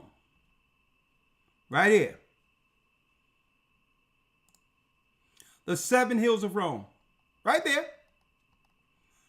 And look what you got here. It looks like a snake here, right? And you got the Vatican where the Pope sits. And here are the 7 hills that was shown to John on the Isle of Patmos. Quirinal Hill, Viminal Hill, Esquiline Hill, Capitoline Hill, Palatine Hill, Salian Hill, Avatine Hill, and what? Servian Hill. Everything that's shown in the book of Revelations is exposing Satan's religious power. See that? Then we go back to Revelation. So now here's the mystery for those who have had wisdom. Here's the mind which have wisdom. If your spiritual mind is open, the 7 heads are 7 mountains on which the woman sitteth. Rome. The Vatican. Read. And there are 5 kings. And there are 7 kings. 5 are fallen, and one is, and the other is not yet come. And when he cometh, he must continue a short space. Look at that. So the one that haven't come as of yet with the angel talking to John is America, who was made out of who? 3 of the 10 horns. Huh? So what empire didn't come yet? And that must continue a short space. That's America. Read 11. And the beast that was and is not, even he is the 8th, and is of the 7, and goeth into perdition. Read. And the 10 horns which thou sawest are 10 kings, which have received no kingdom as yet, but receive power as kings 1 hour with the beast. Now what does it mean that the 10 horns which thou sawest are 10 kings, which have received no kingdom as of yet? You know why they haven't received the kingdom? Because America has taken the position of what? Ancient Rome, and have become the emperor. So even though they created America, everyone follows after America. And the original Tin Horns who made her became jealous. They became jealous. And what really made them upset and jealous is because of what Judah did here. It's our people, Judah, in America. That's right, through our God, our gospel music, our connection with God, that made us what? The beacon light of morality around the world, and made America more popular than all the empires that preceded it. So the Tin Horns, which are Edomites, whites, they got jealous of America. Here it is, the home of slaves have become more popular than us. See? So what did Esau say? It says, but receive power as kings 1 hour with the beast. Now, this is where we are now in what's going on in the Middle East. Because the last 7 years, which is the last hour, Rome and the Tin Horns will have power. But the only way they can have power, that's right, the countries that built America must pull the plug on it. That's why they're there in the Middle East, to instigate this war against Iran. This is their opportunity to take back the popularity they lost building America. They must embarrass America. See? And then separate themselves. Why embarrassing it? Why do you think? Look what they're promoting all over the world when it comes to America. They're not promoting strength. When they think about America, they think about what? Why do you think they trans men, trans women? The whole world is looking at America like a bunch of what? Out of their minds, satanic freaks. This is how America is being promoted throughout the earth. A weak military where you'll say, well, guess what? Don't ask, no tell. See? Why do you think the media is only promoting the negative that you find in America? Because what? You must demonize an empire before destroying it. This is how the Tin Horns gain the moral high ground internationally, which will give them what? The power to help destroy America. See? We're going to wrap it up. I don't think I have time for questions tonight. Probably one phone call. These have what? 13? These, yes, sir, 13. These have one mind and shall give their power and strength unto the beast. Come on. These shall make war with the Lamb, and the Lamb shall overcome them. For he is Lord of lords and King of kings, and they that are with him are called and chosen and faithful. So they'll be in position to fight against Christ upon Christ's second coming. America power at this time is already taken. See? So the Tin Horns are aligning themselves as a superpower to fight against Christ. Christ is coming to fight against the Vatican, to take Esau's power. 15. And he saith unto me, the waters which thou sawest where the whore sitteth are peoples and multitudes and nations and tongues. And the 10 horns which thou sawest upon the beast, these shall hate the whore, and shall make her desolate and naked, and shall eat her flesh, and burn her with fire. Look at that. And he saith unto me, the waters which thou sawest, what land is made out of what? The peoples, nations, tongues, all different races, like the Statue of Liberty say. Bring me all your people. It's America. And it says the 10 horns which thou sawest upon the beast, they shall hate the whore. That's what we're witnessing right now. And shall eat her flesh. That's right. Make her financially destitute. That happened when all the money started going to Israel, Ukraine, bankrupting the country, and then bringing immigrants to take the rest. That's how you make her naked. and burn her with fire. How will she burn her with fire? Even if Trump called for a treaty or a truce, Israel or the Vatican will still strike Iran, which will lead to Iran striking America. Fire. See? So they're really fighting against America. I'm talking about Europe and the Tin Horns through proxy using Iran to pull the trigger. So that America can't blame Europe. That's what they're doing. The burning her with fire is instigating the war that leads to Iran striking America.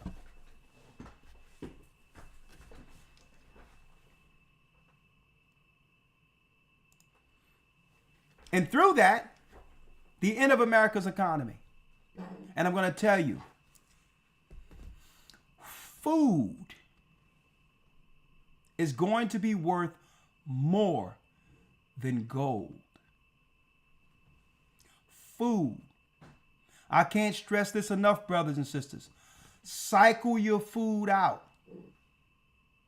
If the dates, if it's still good and those dates are a little bit, because really, sell by and something spoiled is two separate things. Taste it and make sure it works. And if it works, you can cook it and do what? Store it in pressure jars and all that to put on the shelf for future eating. Make yourself stews, food, all of that, and pressure it down into jars.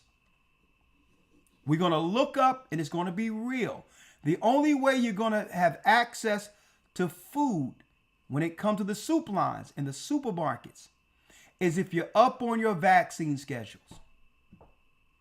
I'm telling you how they're going to do it. That's why they already put what?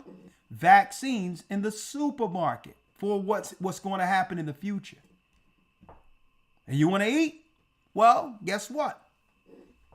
We're going to have to determine how long you can live because there's a ration of food and, you have to come get your shot. And then you can probably get a few canned goods based on what? The distribution during this time where there'll be what? Rationing of food and grain. And folks, we're not talking about the Middle East right here. It's coming to America. Cycle out your food, right?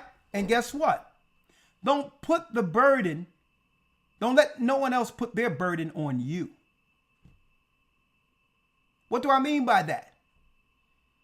You take care of your household. Let nobody try to come to you and say, you heard what Elder Ricard said. I think now here's my plan for us to come together and we need to put stuff together. Don't ever let someone use my name. What I'm telling you to do is for your house. You have the power in your house. Even if you have what? EBT or something. It doesn't matter. That's money. That's food. You go to that store, instead of getting 1 can of lima beans, you get 2 cans and put 1 can away. You're going to thank me. This is not, I'm going to tell you right now, you got too many people using my name. Hey, Elder, you heard what Elder said. Next thing you know, when I tell you, when I say I don't got nothing to do with these people, then they'll turn on me.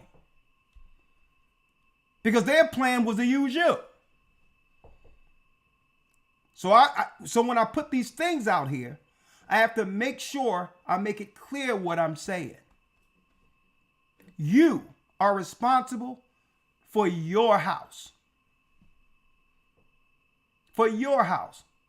The only way we do a collaborative thing where we come together is if it's in a church setting. A church setting. If we have to bring canned goods to a cupboard in our local churches where now other people can come who don't have food and get some canned goods, that's a church initiative. Okay? Where it doesn't cost anyone. You come there, you get your food like a food bank. But don't let nobody out there try to tell you, hey, you heard what Elder Ricard say, man, and start calling you and try to get together and say, yeah, bring it to me so that I can coordinate it for you. Guess what? You reach out to us, you're going to regret doing that because it's going to be what I tell you. Understand this, folks, and understand this well. When resources are scarce, people turn into something else.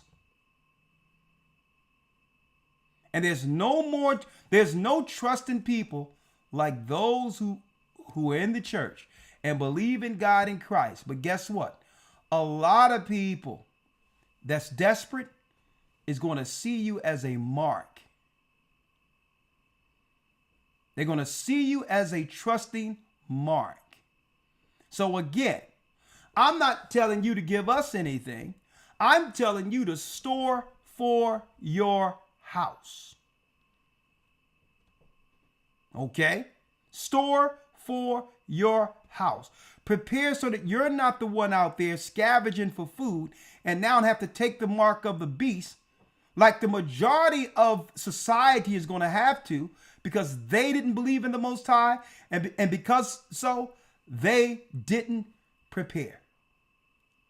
We're going to do what we can with food, provisions, and all that, to do what we can as a church.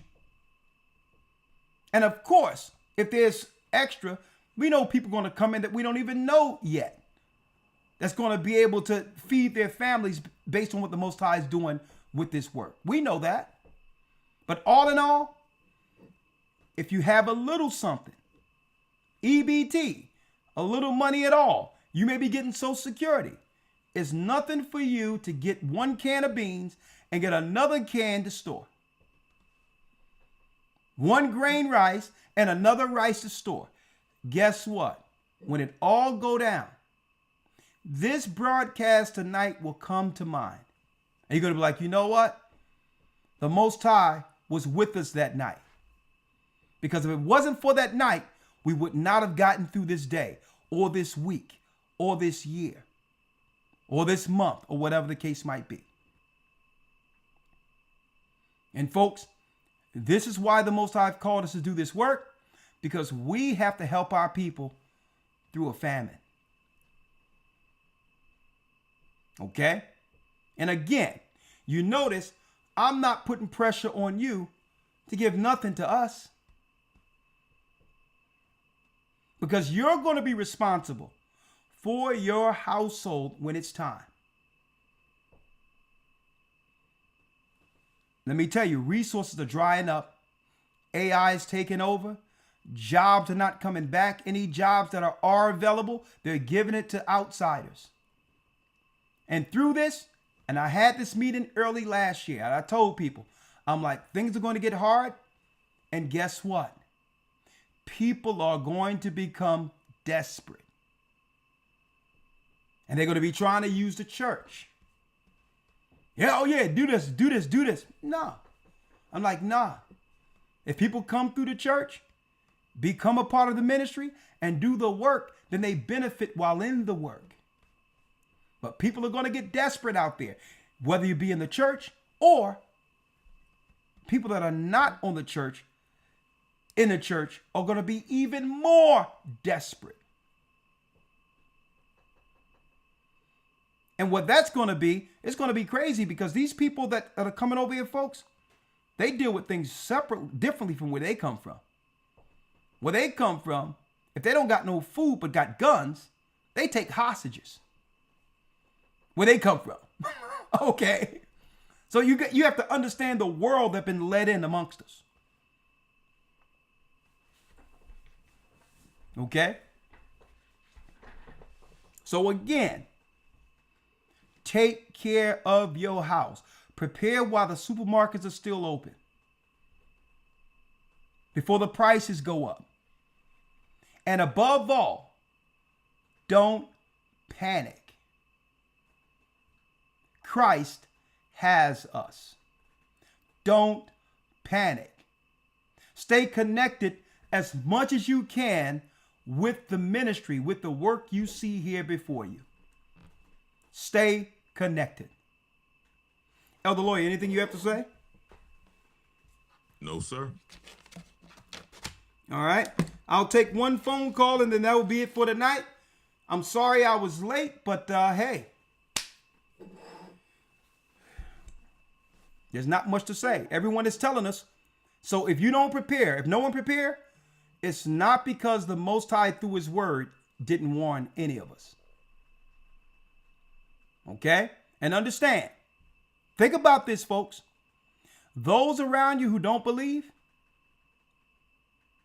and a lot of us, we're loving, we're caring, we're charitable people. But I'm going to tell you, if you don't operate right, and I'm talking about without putting your business out there concerning what you have in store,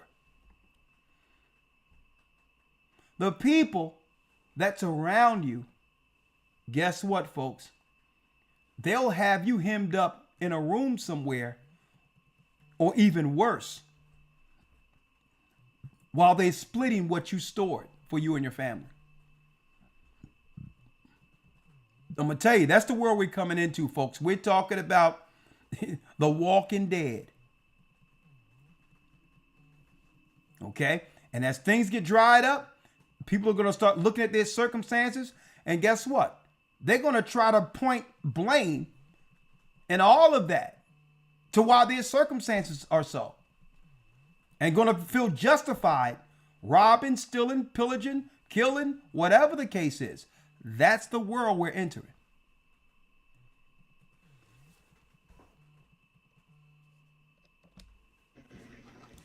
Blessings. Hello. 762. You are the blessed one for tonight, because I guess I'll pick this up. Man, it's 11 o'clock. Lord have mercy. Must be in the spirit tonight. Well, Elder, I've listened to you for a long time. As a blessing to definitely finally greet you and say hello. Blessings to you, sir. Yes. And I thank the Lord for ordaining me to let you listen to you tonight as a warning in preparation for having stockpiling of food. Well, all praises be to the Most High. That's our position. Yes. Give me one quick second, Elder, because I know you're getting ready to go off the air real quick. Yes, I am soon, and we'll be preparing for a good Patreon Friday night. All right. Yep. 1 second. Hey, Angie, I have Elder Ricard on the phone. Yeah. So is there anything you want him to pray for you about? He only got a few minutes, you know? Close the door. Yeah. God needs to go over there. Sorry about that. So You got it, Elder. Hello, Mr. Elder. Blessings. How are you, sister? Ricard. Bless you. Bless you. Ricard. Yeah, he's from Philadelphia. Hey. Hey, think of me the next time you eat a Philly cheesesteak, because I'm from Philly myself. Hey, sister, guess what? There's a place called Curly's around the corner from the church. Ooh. Man, let me tell you, I got one wrapped up in some aluminum foil right now. Oh, don't even tell me that. Man, sister, I'm about to the pop. juices. Listen, I can bring it. Let me tell you, I can bring a Philly cheesesteak back. What I'm gonna do? Let me talk to you real quick. I got that thing in some aluminum foil, but you know what I'm gonna do is I'm gonna pop that thing in the oven and put 425 up on there, and pop that thing up in the oven for like 10 to 12 minutes. And what's gonna happen is the cheese gonna melt up on that beef, but on the outside, sesame seed roll, mind you, it's gonna have that crunch on that thing, right? Oh, snap. And see, and what I'm gonna do nice and slow, I got salt, pepper, fried onions on that bad boy, ketchup and mayo, and what is gonna pop off with the hot peppers sprinkled on the top of that. What? Oh, wow. We're gonna sprinkle the hot peppers on there, and I'm gonna just look at it for a minute.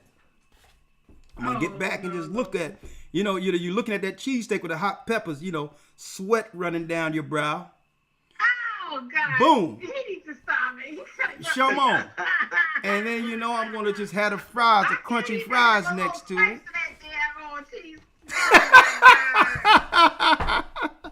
Boy, you can tell, man, you can tell I'm my daddy's child, boy. Nobody can describe a meal like my dad. But anyway, talk to me. Okay, tell them what you need a prayer request. What you?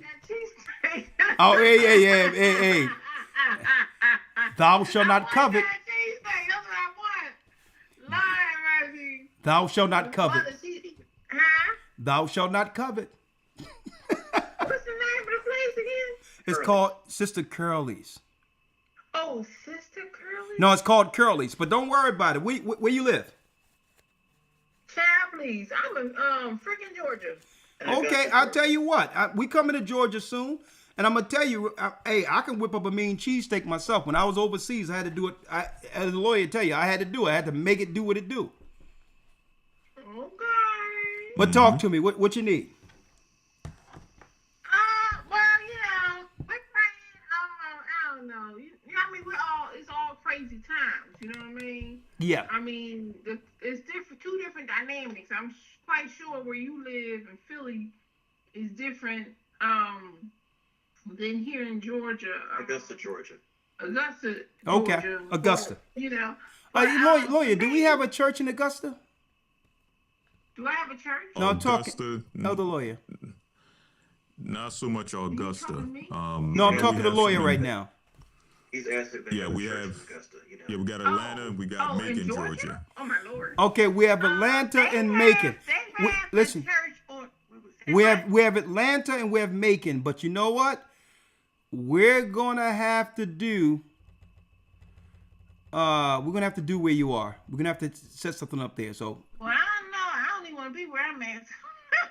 Okay. I think I'd like to go out there where you at. and Okay, make, well, sister, listen. Atlanta. Well, sister, whatever you like to do, just talk to us. But what you need, or you just want to conversate with me. Talk to me. Yeah, well, out here where we live, I don't know. We live in the area in the Columbia County, but I don't know. I just feel it. I mean, they got some weird stuff going on, with the politics with Trump and Iran and all this stuff going on. You know what I mean? Yeah. So what you need? I'm just saying, you got a spirit. You know what I'm saying? So I'm just saying, we be experiencing like racism out here, and you probably won't have that where you're going and Macon in Atlanta.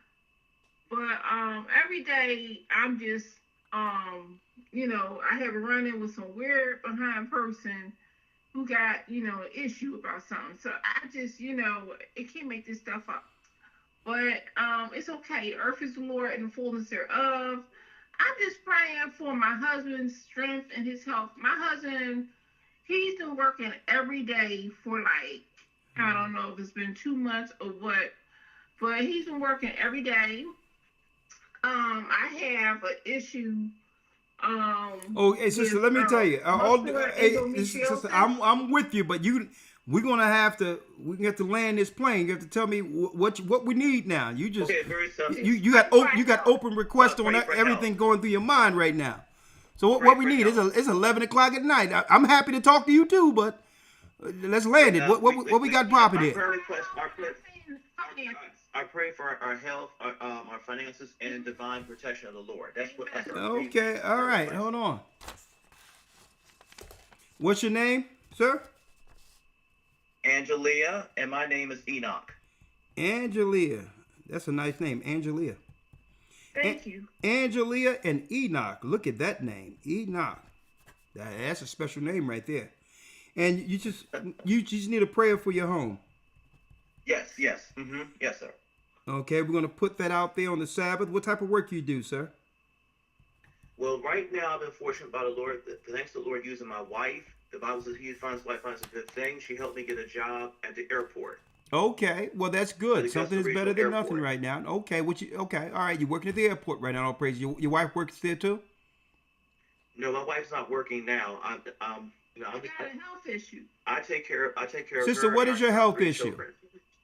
I was trying to tell you I have muscular endometriosis. Oh, that's an autoimmune issue. I had surgery already because I had a polyp and I had that removed. Autoimmune. Okay, what I'm going to do, I'm going to put your number down because I'm going to get somebody to reach out to you, see if we can get you some herbs that can fix you, okay? Fix what you going on there. Amen. Okay, hold on. Amen. Hallelujah.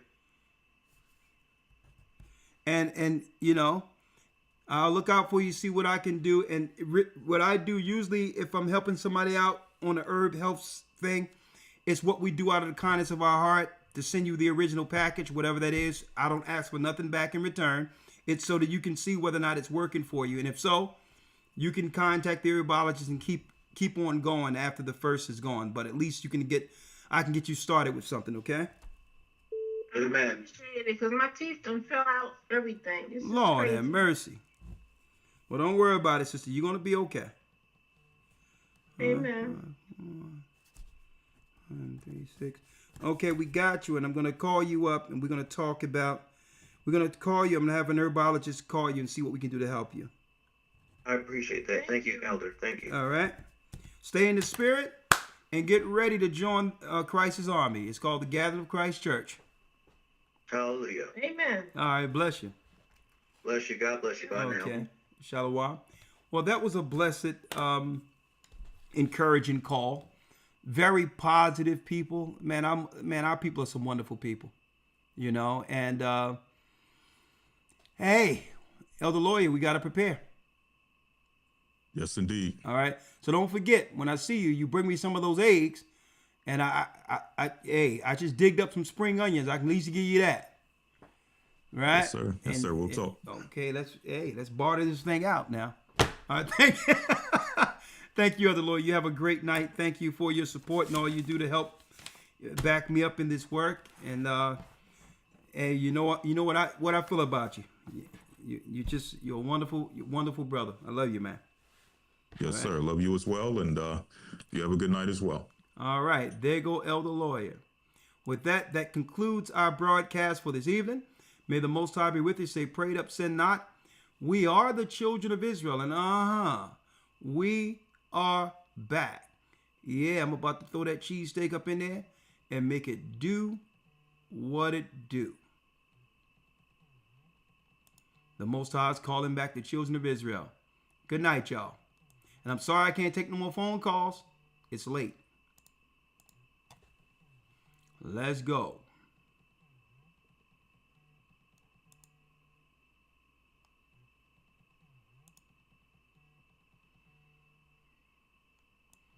All right, let's go.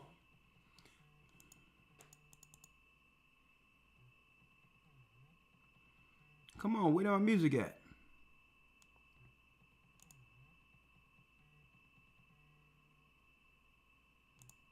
People calling my phone, everything else here.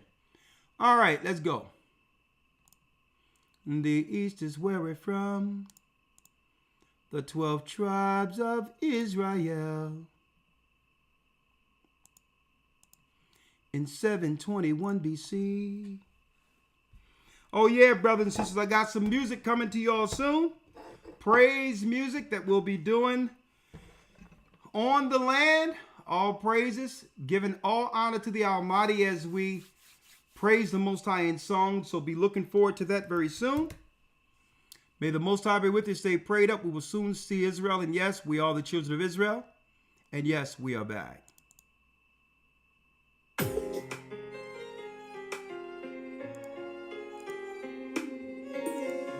Blessings.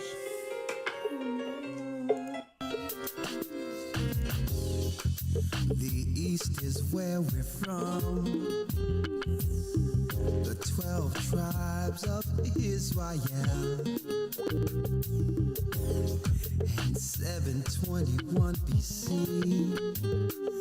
the Assyrian king, he took us down, we fell.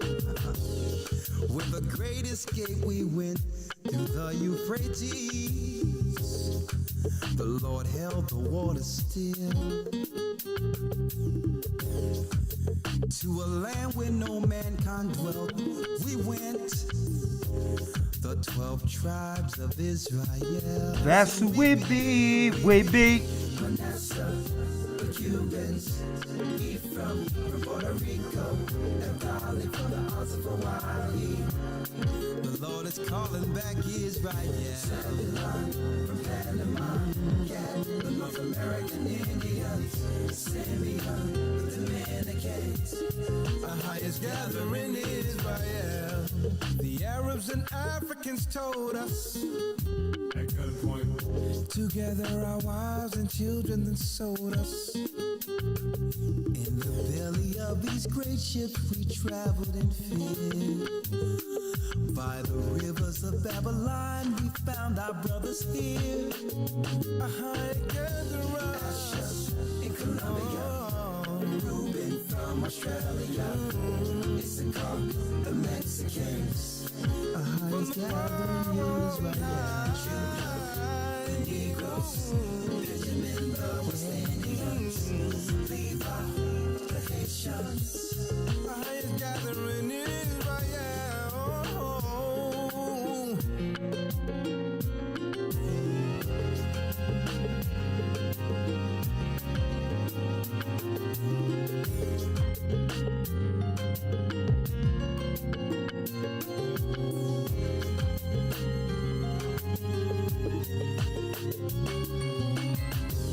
Asher in Colombia, Reuben from Australia, Issachar, the Mexicans, that's who we be, Benjamin, the West Indians, Levi, the Haitians, oh, yeah. Nepali from the Isles of Hawaii. The Lord is calling back Israel. Yeah, the most American Indians, Simeon, our highest gathering Israel. Children of Israel, and that's right, we are back. Good night, my brothers and sisters. Stay in the spirit, stay prayed up, sin not. We will soon see Zion.